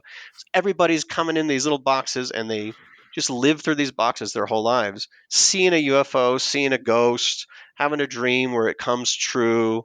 Whatever your thing is, that's the thing that gets you out of the little boxes. That's the thing that makes you the weird person in your family. That's the thing that makes you be able to resist mass formation. That's the thing that lets you be other than non-sheeple, I think, for a lot of people. It's a chain reaction from a unique experience that allows you to have an open mind. Bitcoin can do that for people as well. Which is great, isn't it? That we have this like thing that is now in the world that can just trigger rabbit hole after rabbit hole, and end up, somebody's going to be listening to this podcast, and they never would have thought about, UFOs or this or that unless they had listened to the podcast. And maybe it triggers a memory for them. Oh yeah, when I was a kid, we were out in the front yard and we saw this silver football over the tall pine tree in my grandfather's yard, and we sat there wondering what it was, and then it flew away. I forgot about. I haven't thought about that in 30 years. And that's what happens to people. So I've seen it over and over again because I talk to people about this stuff. And boy, oh boy, I could tell you some stories. Some ghost stories. Holy cow. Weird shit going on out there, man. Skinwalker Ranch. Have you heard of Skinwalker Ranch? No, what's that? Oh, man. Do we have time? We got time. We got time. I know it's late there, So but it's Skinwalker early Ranch. here, so I got time. Let's rabbit hole it. Real quick for the people out there. So Skinwalker Ranch is in Utah, in this sort of middle of nowhere basin of sort of deserty land. And it's a cattle ranch, or it was a cattle ranch in the 1990s. And there was this family who had bought the ranch and moved in there to grow prized cattle. And the owners had sold it to them with some weird stipulations, like don't dig unless you're going to talk to us first. You got to talk to us if you're going to dig on the land, that sort of thing. So some sort of weird things, and then all this really, really weird, high strangeness kind of stuff started happening. On the first day that these people show up, they brought their cattle trailer with a few calves in there, and they're looking around, and here comes this gigantic wolf in the middle of the broad daylight, loping across the field, walks right up to the family, brushes up against Tom Sherman was his name, and it's huge. It's super tall, much bigger than a wolf should be, up to Tom, who's 6 foot something, up to his midsection, and really big. And a wolf comes at you at all, you're going to be like, "What the hell's about? What's happening? What wolf?" And then this giant wolf is there, and they're all kind of frozen. So it brushes up against them, and he put his hand on it, could feel it, and it has these bright, bright, bright blue eyes, and it's kind of standing there looking at him. And as they're kind of starting to discuss what's going on, what's up with this calf had stuck its head through the bars of this trailer that was connected to the truck, and the wolf jumps at the calf, grabs the calf in its jaws, its head, and starts trying to pull it out of the trailer. So what do you do? One of your prized calf, these things are worth thousands of dollars, these prized animals, is getting attacked by a wolf. Tom runs over, and he's a big guy, and he puts his boot into the side of this wolf's side, doesn't even flinch. Now they've got a baseball bat, they're hitting it, not even flinching. Tom gets his gun. He's got a big handgun, puts a bullet in this thing, and it lets go and just kind of stands there looking at him. Like, what the fuck was that, buddy? So now he's a little freaked out, right? I think he put another round into it, and then it sort of kind of walks away a little ways, and he tells his son, "Go get my 30-08, which is a big rifle." And he puts 2 rounds through this thing, and he could see it tear a chunk off the body, and the chunk hit the grass, and it just it recoiled, and then it stood there looking at him, and then it turned around and leisurely loped away, started walking away. The fuck? And so Tom and his teenage son are sitting there, speechless. Everyone's freaking out, and Tom, hunting idea kind of in mind, says, "We got to go get it. We got to follow it." So he follows this thing. Not hard to follow because it's leaving tracks and bleeding. Or no, sorry, it wasn't bleeding. It should have been bleeding. It wasn't bleeding, but the tracks are there. He follows it almost a mile along this creek bed, and then it comes to a point in the creek where there's all this mud, and its prop pins disappear, just completely disappear on the bank of the river, and it would have had to either jump the entire creek bed and get to the other side where there were no prints, or just disappear basically. So really weird thing the first day they're there, and it just gets weirder from there to the point where they are so upset with the strange stuff that's happening. They don't know what to do. They went to the press about it. It's in the paper. A billionaire named Robert Bigelow, who is a sort of a real estate aerospace, he has interest in UFOs and stuff. He likes the weird stuff. He buys the ranch and he hires and creates a team called the National Institute for Discovery Science of scientists from different fields. And he has them set up camp basically on the ranch to try and get proof of these weird things that are happening. I don't have time to go into the many different weird things that were happening there before they even got there, but I'll mention one of the things that happened while they were there to give you an idea of how weird things got. So these guys are up on top of this ridge overlooking the ranch. And there's a show, by the way, called The Secret of Skinwalker Ranch. It doesn't get into a huge amount of the stuff that happened in the past, but they're trying to kind of figure this stuff out as it is now in the future. But these guys are sitting there. It's nighttime. One of them has a night vision goggle set, and they're looking around the ranch just hoping for something to happen. And one of them starts to notice there's this little kind of almost like a reflection off of like a piece of glass down at this on the ground down on the ranch. And he said, "Hey, you see that?"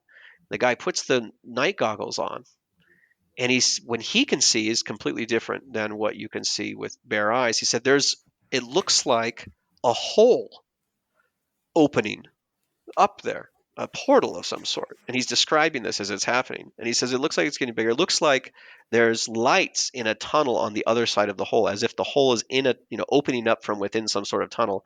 And then he sees what looks like a man, a black sort of silhouette of a man doing an army crawl out of the hole, falls out of the hole, stands up, big muscular guy, and then takes off running in the direction of the ridge. Dude with the goggles is freaking out, right? Holy shit, we got to get out of it. All the guys are now freaking out. What the hell? So they're all trying to run and get to safety, and nothing, of course, happens. This guy, nothing attacks them or stuff. And so what the fuck was that, right? Another time, this is a really weird one. They had this guy show up in an RV at the gate of Skinwalker Ranch, which is in the middle of nowhere in Utah. This is before anyone knew really about this place. And he said, "I need to come and meditate in your field." Now, there's only one gate in and out on the ranch here. It's a private road. It's not like it says Skinwalker Ranch on a sign. You would have to know all about this place to even know. This guy had no way of really knowing. Here he is. He shows up, says, "I need to meditate in your field." So these researchers are like, okay, Anyway, they ended up, this is a weird place. Maybe this is part of the weirdness. Let's just let this guy do it. So they brought this guy in. They said, "Here, go ahead, go out in the field." And they got some chairs and they sat down and they watched him. And so this guy's sitting there meditating, and they see something start to move on the edge of the field in the distance. And it looks kind of like the Predator. It was described as like Predator from the movie Predator, where it's got that invisibility cloak.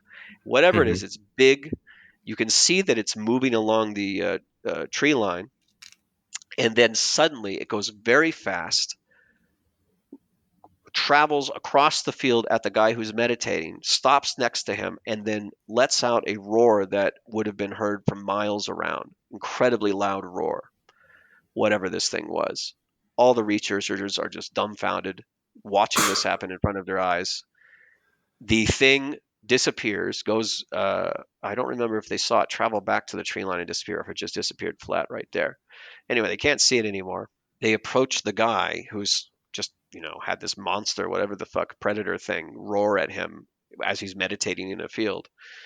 And the guy, as soon as they got to him, was kind of frozen, paralyzed, and then he grabbed onto one of their legs and wouldn't let go. He was freaked out that much, So they had to calm that dude down, and then he eventually left. What a weird thing to happen. What are the odds of that? Some guy shows up at your farm, right? Says, I need to meditate in your field. And then a monster appears and roars at him while you're watching. So these are scientists, right? These are serious guys, and it fucked with them quite a bit. Not Eric Davis surprised. was one of the researchers there. Eric Davis was a scientist. I can't remember his field.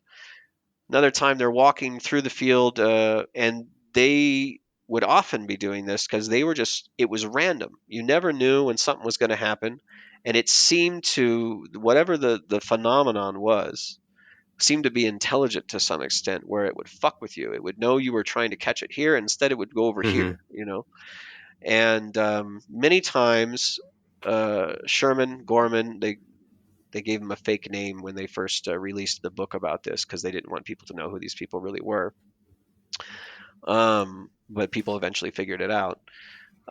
He used to see what he was driving one day on his ranch, and he thought he saw what was the sun in the sky. And as he drove, he realized the sun, it wasn't the sun. There was some sort of orangish circle in the sky that looked sun-ish.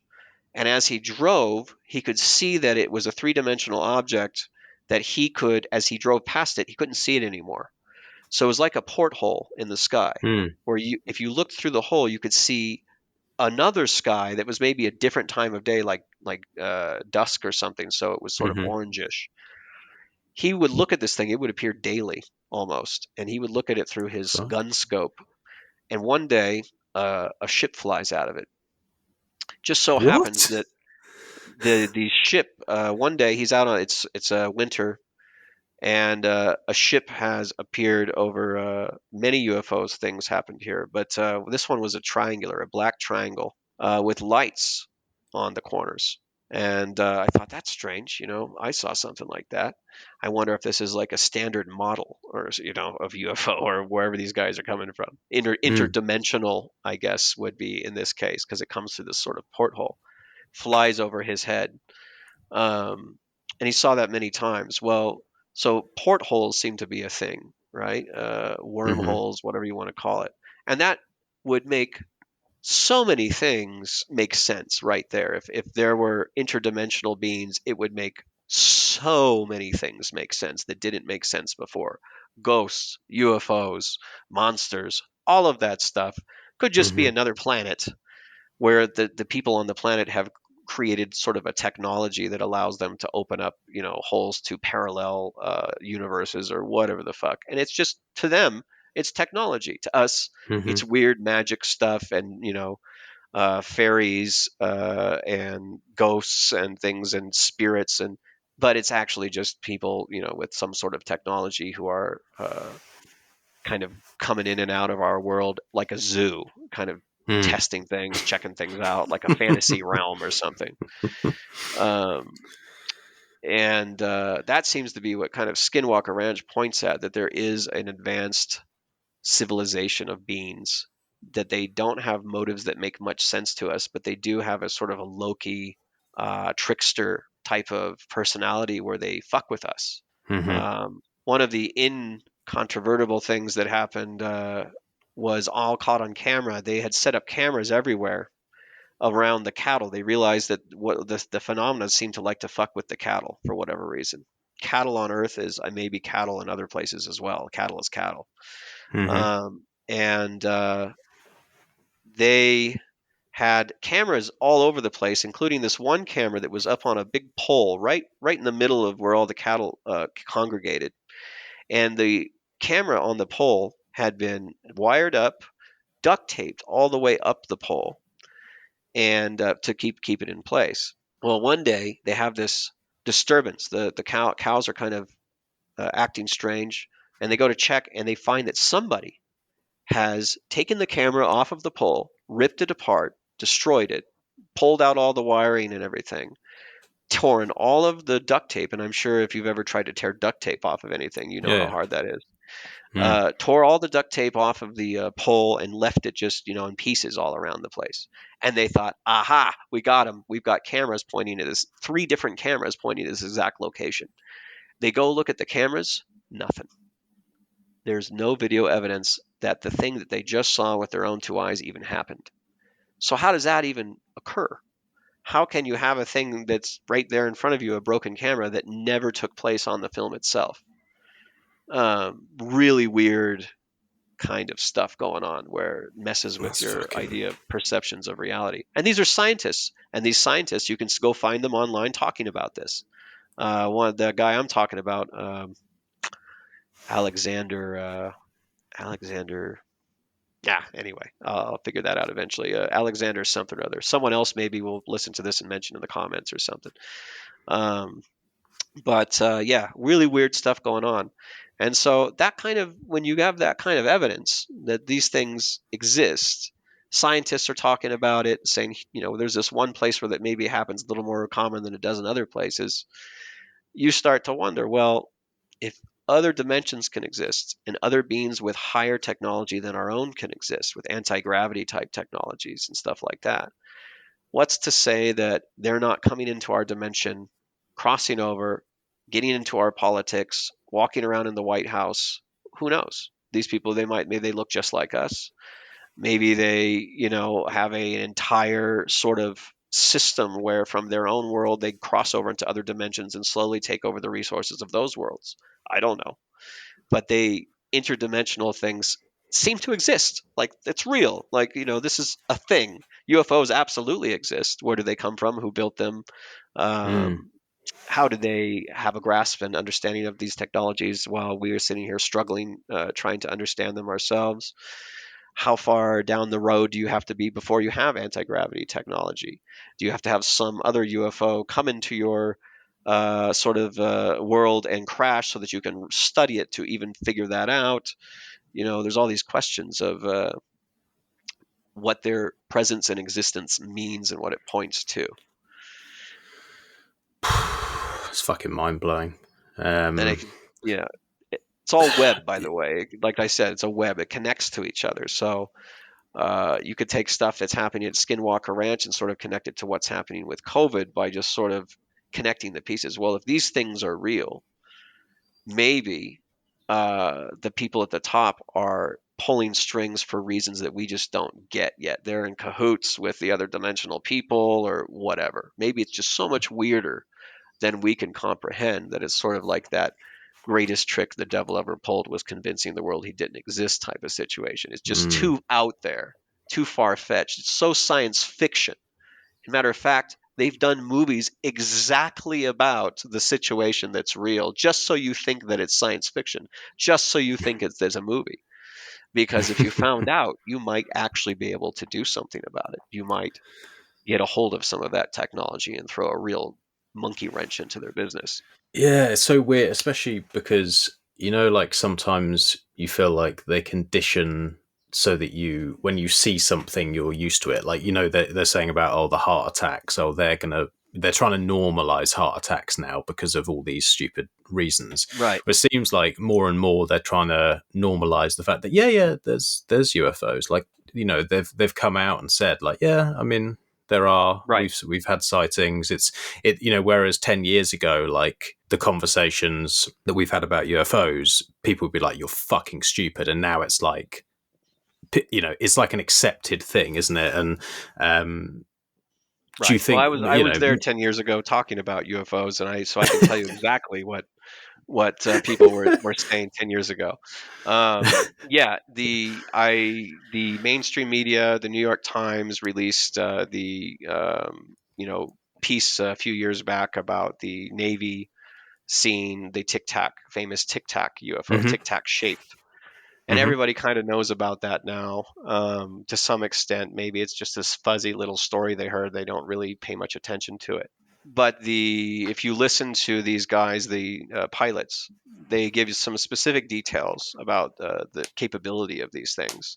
The radar operator, one of them was a radar operator, and he said this thing went from, I think it was, I don't remember how many thousands of feet it was up in the air, but it came down vertically within a few seconds. I think it was less than a second. I think it was like 0.73 seconds or something. Traveled from its height of several thousand feet to 50 feet above the ocean and stopped. we don't have obviously that technology, and any human being who is in a craft, if we have developed something like that, would have been jelly on top of the roof of that craft from the G-force involved. So whatever these things are doing, either there's no organic matter inside of them to be destroyed, or they have some sort of G-force bubble that makes them immune to the G-force's anti-gravity technology, which appears to be exactly what's happening. Um, this is not argumental. You can't even argue that this doesn't exist. This is real. Like, this is like on the radar, where you have triple verification. You have eyes, radar, and you've got some sort of physical sort of evidence on camera or on vision. In other words, you can see it physically affecting the environment. In this Yeah. case, the Tic Tac UFO was creating, or maybe it wasn't creating, but it was hovering above something else that was creating this huge amount of turbulence in the water, in the ocean water, and that the pilots could see.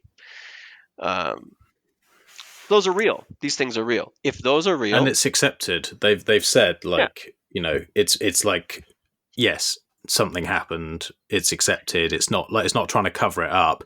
So then it's like, well, are they now?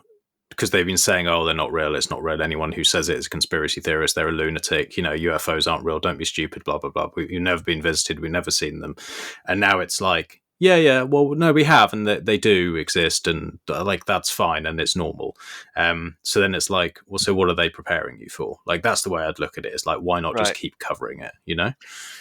I don't know if it's a normal thing at the normal stage yet, but it's at the they exist stage. And of course, if you're thinking in terms of psyop, you know, what's coming next? Why would they be suddenly agreeing to, you know, sort of release this information, leak it, drip it to the public?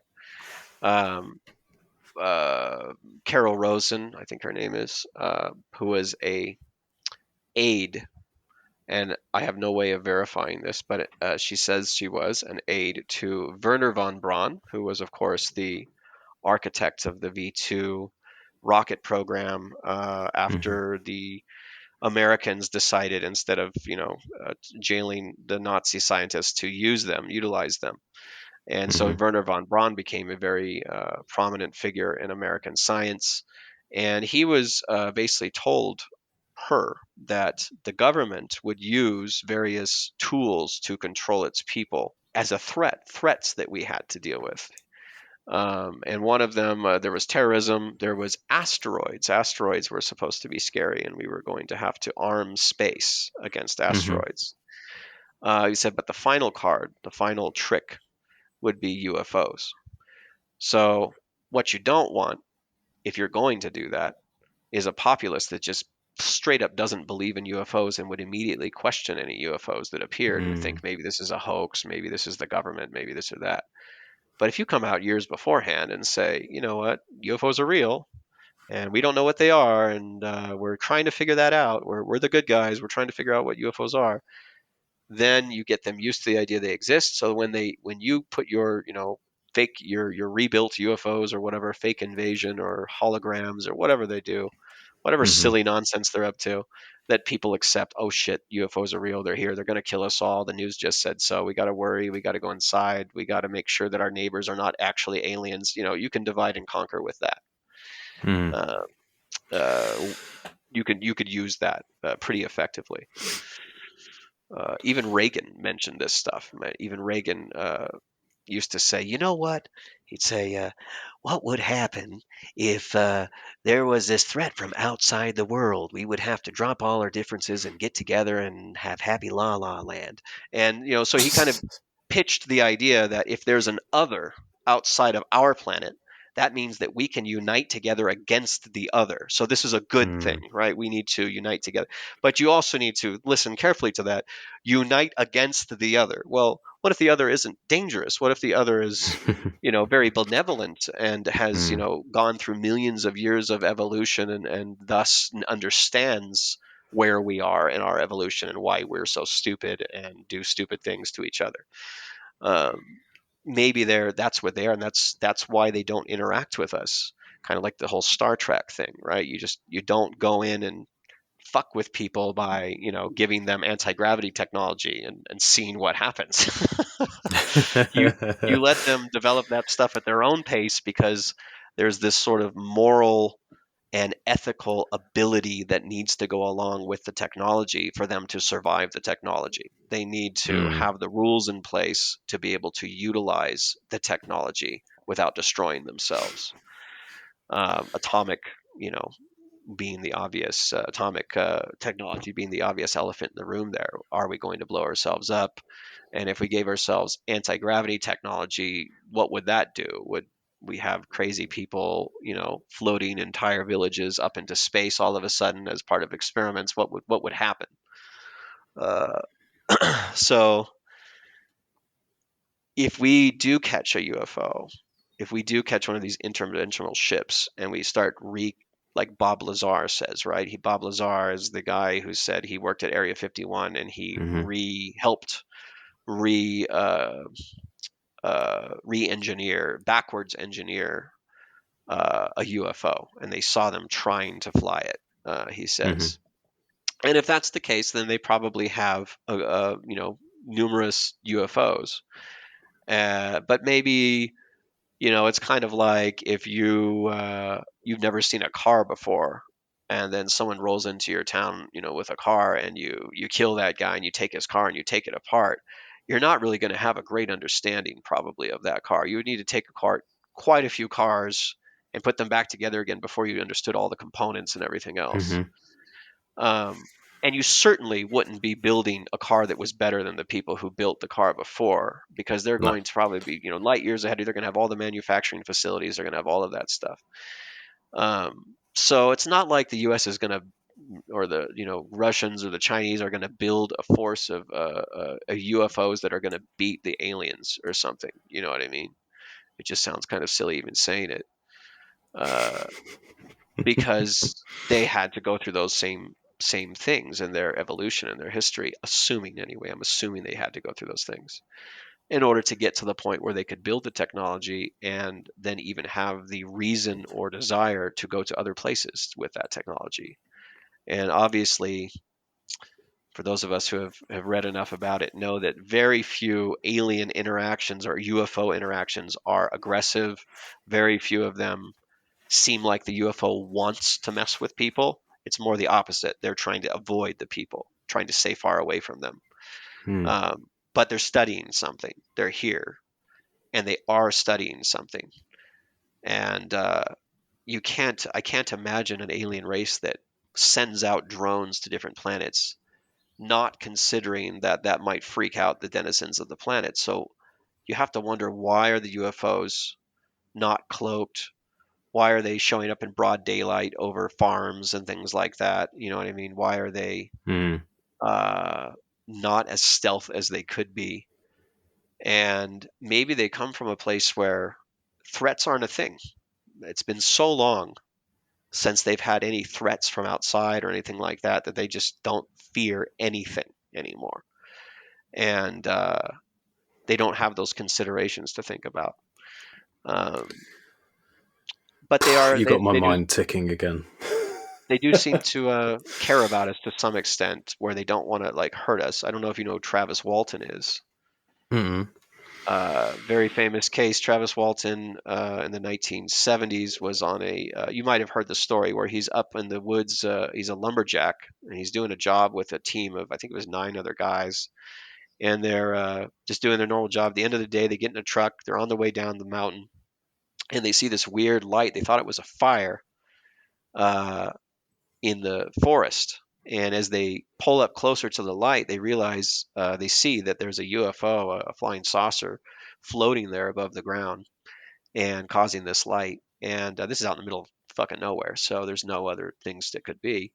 And Travis, one of the crew members, gets out of the truck and approaches it. And all the other guys are like, "Get back in the truck. What are you doing? You fucking idiot." And as he gets closer, they could hear it sort of power up. And to me, that sounds like, oh, you're in your UFO, you're doing your maintenance mode or whatever. You're just, you're having your snack. And then the sensors come on like, "Warning, assholes approaching." And you're like, "Oh shit, here comes the humans. We better get out of here." And so Travis is walking up closer, and then all of a sudden, he gets hit by this sort of lightning bolt from the ship and goes flying 15, 20 feet through the air and hits the Fuck. ground. All the people in the truck freak out. They think he's dead. He just got killed by this, flying saucer, and they take off in the truck. Not long down the road, the foreman realizes, holy shit, we just left one of my crew members. He says to all the other guys, we got to go back. They said, some of them are like, no, fuck that. Let's just keep going. And he's like, fuck you guys. If you don't want to, go back and get it, you can just stay here. I'll go back. Of course, nobody really wants to stand out in the dark fucking woods by themselves after seeing that. So they go back. Ship's gone. Travis is gone. Fucking gone, right? Shit. And so now what do? You've got a missing person. You just saw get hit by a lightning bolt from a UFO. This is the 1970s in fucking where was this? This was oh god, Good luck explaining this one to the police. Arizona. Anyway, so they get back and they discuss it. They're at a bar and they finally discuss, okay, we got to call the cops. So they call the cops. Cops come. They tell them the story. Cops are like, what the fuck are you guys talking about? Obviously, you must have murdered this guy and, left him up in the fucking hills somewhere. So we're going to start investigating you. So they get the world-renowned FBI lie detector dude to come in and do lie detector tests on all the guys. All except one pass with flying colors. One of them is undetermined. He's uncooperative during the thing, and so they can't. He can't give a for sure diagnosis if he's telling the truth or not. They do it actually. I think something like 6 or 7 times, maybe more. Took those lie detector tests over the years and passed them again and again and again. Fuck. 5 days after the fact, these guys are all in the papers. It's become a national news story. They're saying UFO took this guy. Obviously, everyone else thinks they murdered him or something, or they're protecting him. He ran off somewhere. Suddenly, this guy appears, calls them from a phone booth, and says, he's kind of fucked up. It's hard to understand. They come get him, and he's all fucked up. I mean, he's got some sort of PTSD going on. And when they eventually are able to, I don't know how long after the fact, after they find him, he is put under hypnosis, as well as questioned and what he can remember without hypnosis. And his story is pretty amazing. He basically says, I wake up, I'm on a table of some sort, got some sort of heavy thing on my chest, and then I think I'm in a hospital room. And then I realize as my vision clears that the people who are working on me don't look like humans. And he kind of immediately, reacts defensively, jumps off the table, grabs some sort of instrument that's nearby and holds it out in front of him. And there's these little alien people who are just sort of staring at him. And he described them as having the eyes being very almost, I think he said synthetic like these are robot beings or something, cyborg robot aliens or something that looked lifelike. But what do they call those? Android? So Travis, these things see that he's very upset and they leave the room. And he looks out the room after they've gone for a little while to see, how do I get out of this place? Because there's no other doorway. And he sees a hallway going 2 different directions in sort of like he's in a circle, like he's in a circular hallway. And he goes down one, goes in another room, sees some strange a chair with controls on it that show kind of like a planetarium. And then another guy who looks more human-like, but with a sort of a suit on with a helmet. Tall person comes and gets him, doesn't speak, and ushers him outside of this circular thing that they're in. And it happens that he's on like a flying saucer. He gets off the flying saucer. He's inside this other huge ship. He can see other flying saucers parked around inside this huge room. And he gets led over to some more of these human-like looking people that are just slightly off, not quite, bigger eyes. And they put what looks like kind of like an oxygen mask over him, and that's it. next thing he knows, he's waking up in the middle of a road, in the middle of nowhere, and he sees up in the sky this thing flying away. Fuck. So that was And he did Travis a lie Walton's detect. story. Did he do a lie detector test after doing that? Yeah, After getting Travis those. and all the other the guys passed their lie detector tests. Travis has led a quite a life after that. People, of course, very interested in his story, and he's a very kind of quiet, humble type of person. So when you listen to him talk, he does not look like the kind of guy who's doing it all for attention, you know. Mm-hmm. And so that's one of those sort of, I think it's like just like us, where if you're on your bike or your car and you drive out into the woods and you're to go drink some beers with your buddies, and you run over a fucking squirrel Mm-hmm. who lives out in the middle of fucking nowhere. Maybe he's never even seen a car in his entire life.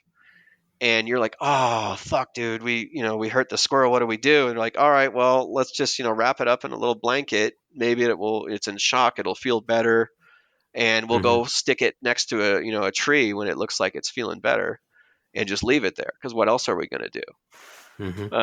I think it's pretty much the same thing. I think human beings once in a while stumble onto higher sort of evolutionary species and doing whatever those higher evolutionary species, or their drone devices, their technological devices, because I think a lot of Mm-hmm. these UFOs are just drones. Um, and they go, oh god damn it, we heard another one. Let's see if we can help it out and then put it back. Just like being a little kid when you heard a frog Yeah. or something.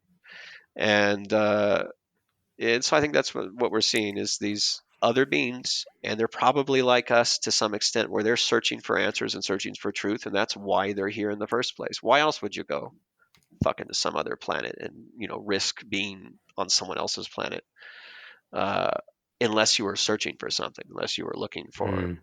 the answers for something. Maybe it's simply corporate resources they're trying to find or whatever, but something is happening. Mm. But I think they're probably like us, right? I mean, it stands to reason to some extent. It seems Um, like it. That seems to make sense. And if they really wanted to harm us, presumably they would have tried. We would have noticed that. Especially if they're more advanced than we are, then presumably their weaponry is more advanced than we have. well, you So, think if they're really smart, we wouldn't know they were harming us. If they were a lot smarter than yeah, us, we would be the farm animals, and we would not realize that we were on a farm. Um, maybe we are. so we could be, the Matrix thing kind of harvesting us for whatever. And there's like the people out there who read the Zachariah Sitchin books who think that, the aliens were genetically engineered humans to mine gold and elements that they need for their technologies and stuff. And then they just left Earth and kind of, left some drones to watch us to monitor what's going on. And they'll be back one day, the Anunnaki, and they'll come back every 3,000 some odd years and check on their cattle. Um, that's the Zachariah Sitchin sort of story. But I think all those stories come from the same place. Where the fuck are these UFOs? Who built them? Why are they here? How long have they been here? These stories go back thousands of years, Mm. to you're talking about Ezekiel and having his these flying saucer come flying out of the sky and rings within a rings, and it lands, and then these beings get out of the ship and telepathically talk to him, and it's just like a modern UFO story. Hmm. And you get the same thing in the ancient rabbinical texts. I mean, holy Christ, you've got not, no pun intended, but you've got this Moses guy, right? And he's got some sort of magical force that is protecting him and parts the Red Sea so that him and his people can go. And it says in the Bible and the rabbinical text, it says that this cloud went before them in the day and led them, and then went between the armies of the the Egyptians, and the Israelites at night as a pillar of flame. Well, what would you call a brightly lit UFO back in the day of Moses, right? Mm. And So this thing literally led them around through the desert, dropped some sort of weird food out of the sky, the manna, right, when they didn't have food, protected them from other armies, tells Moses, they get to this mountain and says, go up in the mountain. The giant cloud descends over the mountain and covers it. And Moses goes up there, stays up there for like 40 days. When he comes back, he's got these fucking devices with him, right? With rules and everything. And his face, it says, is a glow. Horrible to behold. It's misshapen. His face has been somehow changed, and it's glowing. And that to me sounds like incredible radiation exposure, is what it sounds like. These things that he's holding, these tablets, he says the first rule, the first order from these higher beings that just talked to me up there is to build a box, a container for these things. Here is the blueprint. See, he had a blueprint set up for the container, right? And the blueprint told him you need to have layers of metal and wood, gold and wood, basically, to contain these things. And in the stories, the ark, this box that could strike people dead, would float around on its own, had to be sacrificed things to and fed to, which this cloud would develop above the ark and then suck things from the sacrificed animals into itself. So it would somehow suck matter into itself. And it was a weapon, and it was destroying their enemies. And people, you started talking about these Israelites who would walk around with their God with them. They would float it around with them in this box and destroy the anyone that got in their way.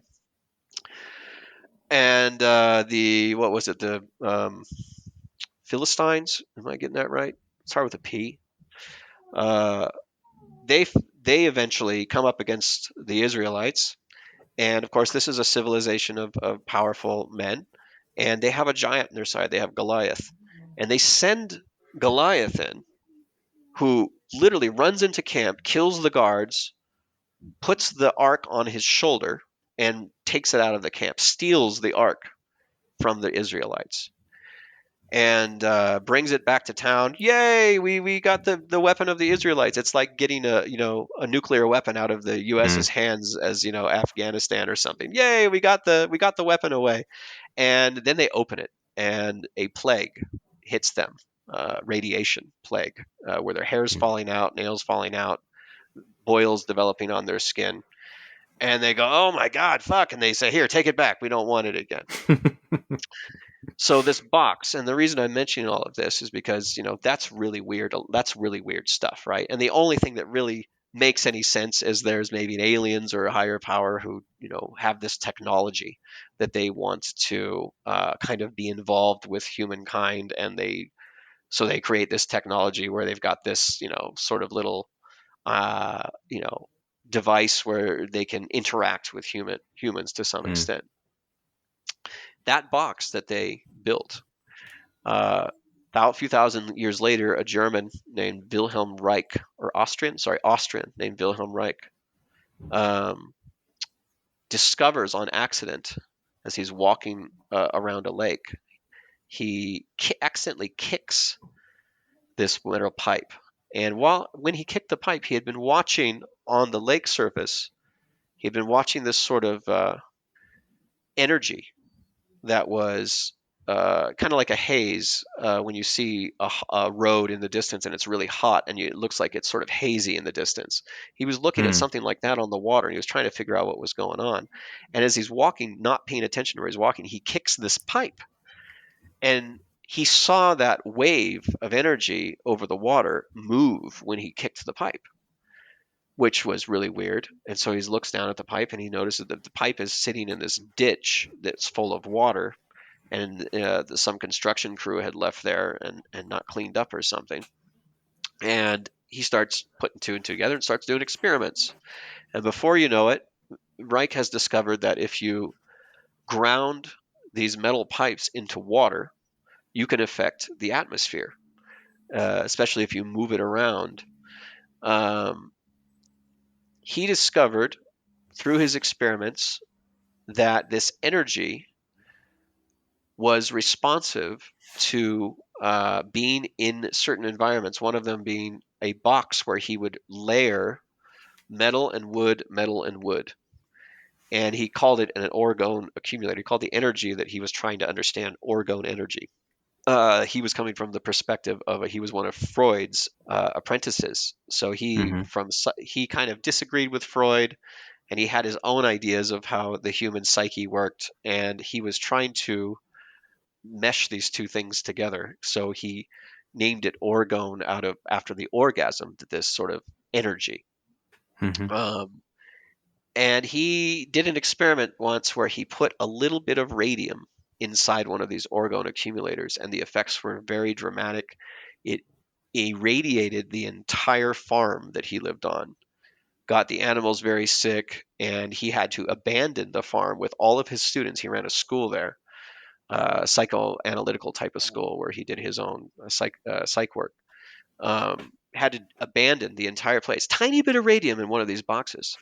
And I read that, and one day it connected to me. I was reading the Graham Hancock's book, The Sign and the Seal, about the Ark of the Covenant, and I realized, holy shit, the Ark is built just like an orgone accumulator, and all of the signs point that these things, these tablets that Moses was holding, are full of radiation.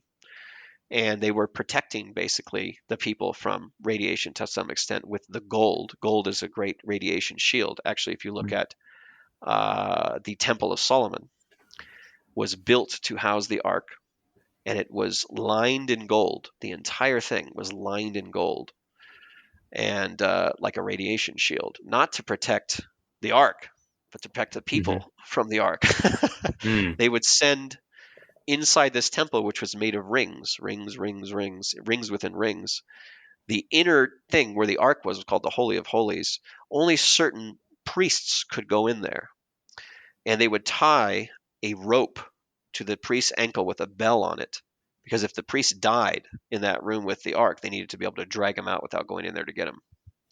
So this thing was serious, whatever this fucking thing was. This thing could kill people. And they were worried about it. They knew that it was dangerous. But the point was that I'm trying to connect the two together, is this technology, whoever gave Moses this technology, is the same kind of technology that Wilhelm Reich discovered, and that can amplify the power of radiation. So this box amplified the powers of radiation, this orgone accumulator, which is a very, very dangerous technology, right? If you put that in the wrong hands of somebody who understands how to turn that into a weapon, that could be devastating. Same thing with Reich's other technology he discovered, which was cloud busting, creating rain, changing the weather patterns by manipulating this energy in the atmosphere. So what happens to Wilhelm Reich? Wilhelm Reich is taken in by the U.S. authorities, who find out what's going on, and they come after him for selling unlicensed medical devices, because he used these orgone accumulators to try and help people. And they put him in prison. The judge orders all books, magazines, and materials that mention the word orgone to be destroyed, to be burned. They take all of the books that have been published so far. They have a big book burning in New York State. They come to his property. They collect all of the materials they can find to destroy it.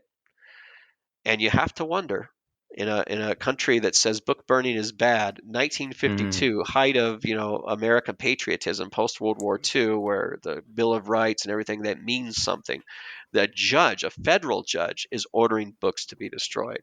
That's really, really weird. So this technology that this guy discovered, I think, is connected to a technology that was understood in ancient times by whatever forces were interacting with Moses and other human beings at that time. They didn't give them the secrets of what this technology does or what it can do. They kept all that power for themselves, but they told them to build the box without telling them why. And that box was built just like an orgone accumulator, and it did have effects. I think it acted like a battery charger for these devices they put inside the ark, these tablets. They were some sort of alien, sort of communication device or whatever. So they just could get this energy, could power it, this orgone energy. And this is all real weird woo-woo rabbit hole stuff for most people.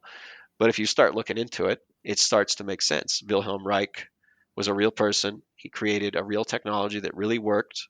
It was recreated and proven to work by a guy out of Kansas State University, who used Wilhelm Reich's Cloudbuster to prove his thesis and get his, I think it was master's degree. And then because of that work, he was invited over to Israel, which was having a massive drought at the time, and was allowed to run around the country with his Cloudbusters, which kind of look like giant guns on the back of a truck. And it created not just rain, but snow in Israel, where on the front, because it was a big deal. There was no water. People were dying in Israel. It was a bad drought. And so it was worldwide news when it started raining and snowing there. And there were pictures on, the newspapers of children having a snowball fight. They didn't give him credit for that. His name was James DeMayo. He's still alive in Oregon, I believe. Has a Oregon Institute up there. He then went to Africa, to one of the driest regions in the entire world, to see what these things could do, to see what this technology could do. And he was able, where there was a dry land is now a lake. It rained so much over a several year period, more than it usually did, that it created a huge lake in the region. So if you could create something that could change weather patterns in your backyard out of a bunch of metal pipes grounded in water, what would that mean for the world? What would that mean for society? If the wrong guy gets a hold of, maybe somebody makes 20 Cloudbusters and uses them all at once and creates this horrible weather pattern that, ends up in a hurricane somewhere and destroys things and kills people. Well, if the U.S. government found out about that, what would you think they would want to do? Would they want to use it to control the weather and scare people? They want to shut that shit down fast as possible before anyone else found out about it and use it for their own purposes, right? Any government. You don't want people knowing that. I wouldn't want people knowing that. I don't want people running around making these things and stuff. But you know what? I don't want the fucking government having a monopoly on that shit either. So that's why I talk about it. But there's dangers both ways. You get that shit in the wrong hands, maybe it fucks with people. I did a personal experiment with that, a small scale experiment, and it's the only experiment I ever did. And it kind of, you can decide for yourself, but I grounded some pipes in water, running water, and carefully studied Reich's notes as to how he would make the rain. And I did exactly what he said. I moved the pipes in small increments. I think it was east to west, or no, it was north to south, knowing that I wanted rain to appear from the southwest of where I was. And so I had I did that. And from what I understood, it would take anywhere between 24 and 48 hours for the rain to come, if it worked. So I watched the radar, and I made sure before I started the experiment that the weather forecast showed no rain for the following week. There was no rain. This is California, Northern California, by the way, where we've been in a drought for 2 decades. So I did that, and I think it was about 22 hours later, a small storm appeared southwest of me over a town about 15 miles south of me. Dumped rain, moved over the town that I was in, dumped rain, and then disappeared. So just out of nowhere. There was no other storms around. There was no storms to the south, the west, the east, the north, just this little localized storm. I watched it on the radar move from one town over the town that I was in and put just a little bit of rain and then disappear. And I don't know. Was that me? It could be. It could just be coincidence. How would I know? I'd have to do the experiment over and over. But I felt that I didn't want to mess with stuff that might have an effect on other places. If I change the weather here, what does that mean for the weather? Butterfly effect, or that kind of. One thing I decided not to continue with that. Makes me think. So, well, firstly, we're coming up to sort of like 2.5 hours. I know it's very late there, so I'm not going to take too much more of your time. But what's really stood out to me there is I wonder, as we're Bitcoiners and as we are trying to decentralize things, and as we are saying, well, no, fuck you, we're not listening to the rules, and if something's going to benefit humanity, we're going to try it. Is it not worth a few Bitcoiners in different locations, especially if there's anyone listening who are in areas where there's drought or there are people who desperately need water, to fucking try this and just like report on the findings and, you know, Yeah. see what happens? Because it sounds to me, obviously we don't know the knock-on effects of it, but there's lots of places that desperately need water in the world, and it's like a problem that can't fucking be solved, apparently. Well, can we not try this? Yes. Well, there many experiments have been done by a small sort of handful of people in the world and shown incredible results. James DeMayo, of course, he did it very scientifically, very publicly. Another guy, Trevor J. Constable, who was a merchant marine, and since he was floating around between Hawaii and California all the time, it gave him a perfect opportunity to kind of experiment with this stuff on the boat.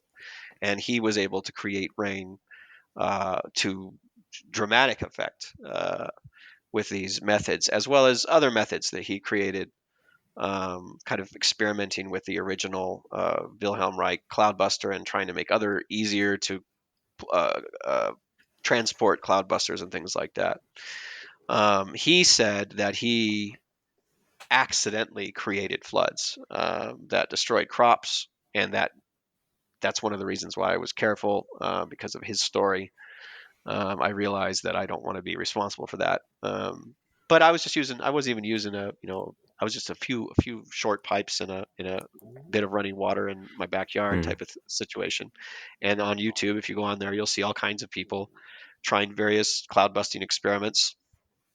Some of them using the traditional cloudbuster sort of method with grounded pipes and water. Others using this other stuff that doesn't seem to work at all, called organite. But the grounded water pipe seems to work. Wilhelm Reich never failed, and all requests he had to make water, he was able to do to make rain. He was able to do so, including his biggest experiment, which was around Tucson, Arizona, which had been experiencing a massive drought, which is why he chose that location. And he kept trying, and he was unable to create rain while being down in Arizona proper. And so he's wondering why is it working everywhere else, but it's not working here? So he started kind of thinking in terms of, well, if this is energy that I'm pushing around in the atmosphere, the energy up there has its own patterns. We have the what we call the jet stream. Planes are very aware of this because the energy is there and they can use it to fly faster one direction and if they want to. He said, well, if it's coming from the west, this stream, maybe there's a blockage of some sort. Maybe there's some sort of zone with negative, sort of energy. I got to add the positive energy to equal things out. And maybe that's what happens to desert areas. That's why there is desertification. Mm-hmm. So he was able, using his technology, before he tried to break the sort of blockage, he was able to create a greening effect all for 40 miles around Tucson, Arizona, where they had this tall green grass, and locals were saying they'd never seen it before in all their life, just green all of a sudden everywhere. Then he goes over to the mountains. He puts up his cloudbuster and he says, okay, well, if there's a blockage, this should do it. And he lets it does the cloud busting, and lo and behold, it starts raining near Tucson, Arizona, and this black kind of stuff is falling at first in the rain, and then just rain. Was that him? You tell me. But he never failed, Wilhelm Reich, as far as anyone knows, never failed at making it rain when he was asked to make it rain or tried to make it rain, which was an interesting little thing for me. So, but if you can create floods, maybe you shouldn't be trying to make it rain, right? Unless you understand the weapon you're messing with, or the tool you're playing with, and the dangers that tool.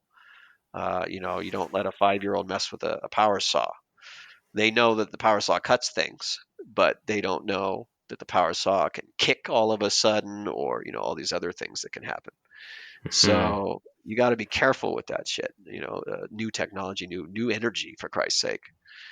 Some people might say you got to be careful with Bitcoin for the same reason. You don't understand the power that you're messing with here. When you take the ability to change the money away from a few small men, those men are going to say that's not good. You might not like that because they're going to fear having control taken away, right? Anyway, so I would love to, I'd love to talk to you again sometime. We never got to touch on Sure. the stuff I really wanted to talk about, which was the Bitcoin and remote viewing. Can you predict where Bitcoin's going to go price wise, and Yes. using these powers? And it has been used to successfully make people lots of money in silver futures markets, in Dow Jones markets, and that stuff was all recorded and studied and put down on paper, and you can see the results yourselves. And I would love to talk to you about that next time. Kind of Right. give We'll the do that. Bitcoiners something to, because what I hope is that there will be some Bitcoiners over here, Bitcoiners over there, and they all decide, what, let's do this. Let's make a remote viewing sort of Bitcoin up or down public, sort of thing, experiment. Definitely. And Definitely. We will that do would be that. fun.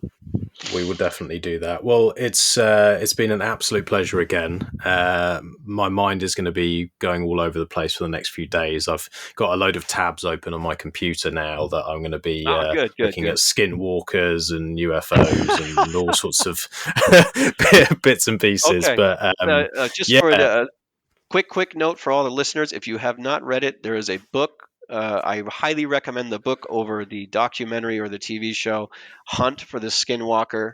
It's where it's all the information of what happened in the past with these experiments and everything at that ranch, and it is mind-blowing stuff. Totally worth the read, even if you are a skeptic who is just doing it for entertainment value. Good stuff. perfect. All right. Well, we will get you back on the show very soon. Thanks again for your time. If you just stay on the line so that I make sure I get this audio. But yeah, mind-blowing stuff. All right, Max. Thanks for having me. It was great.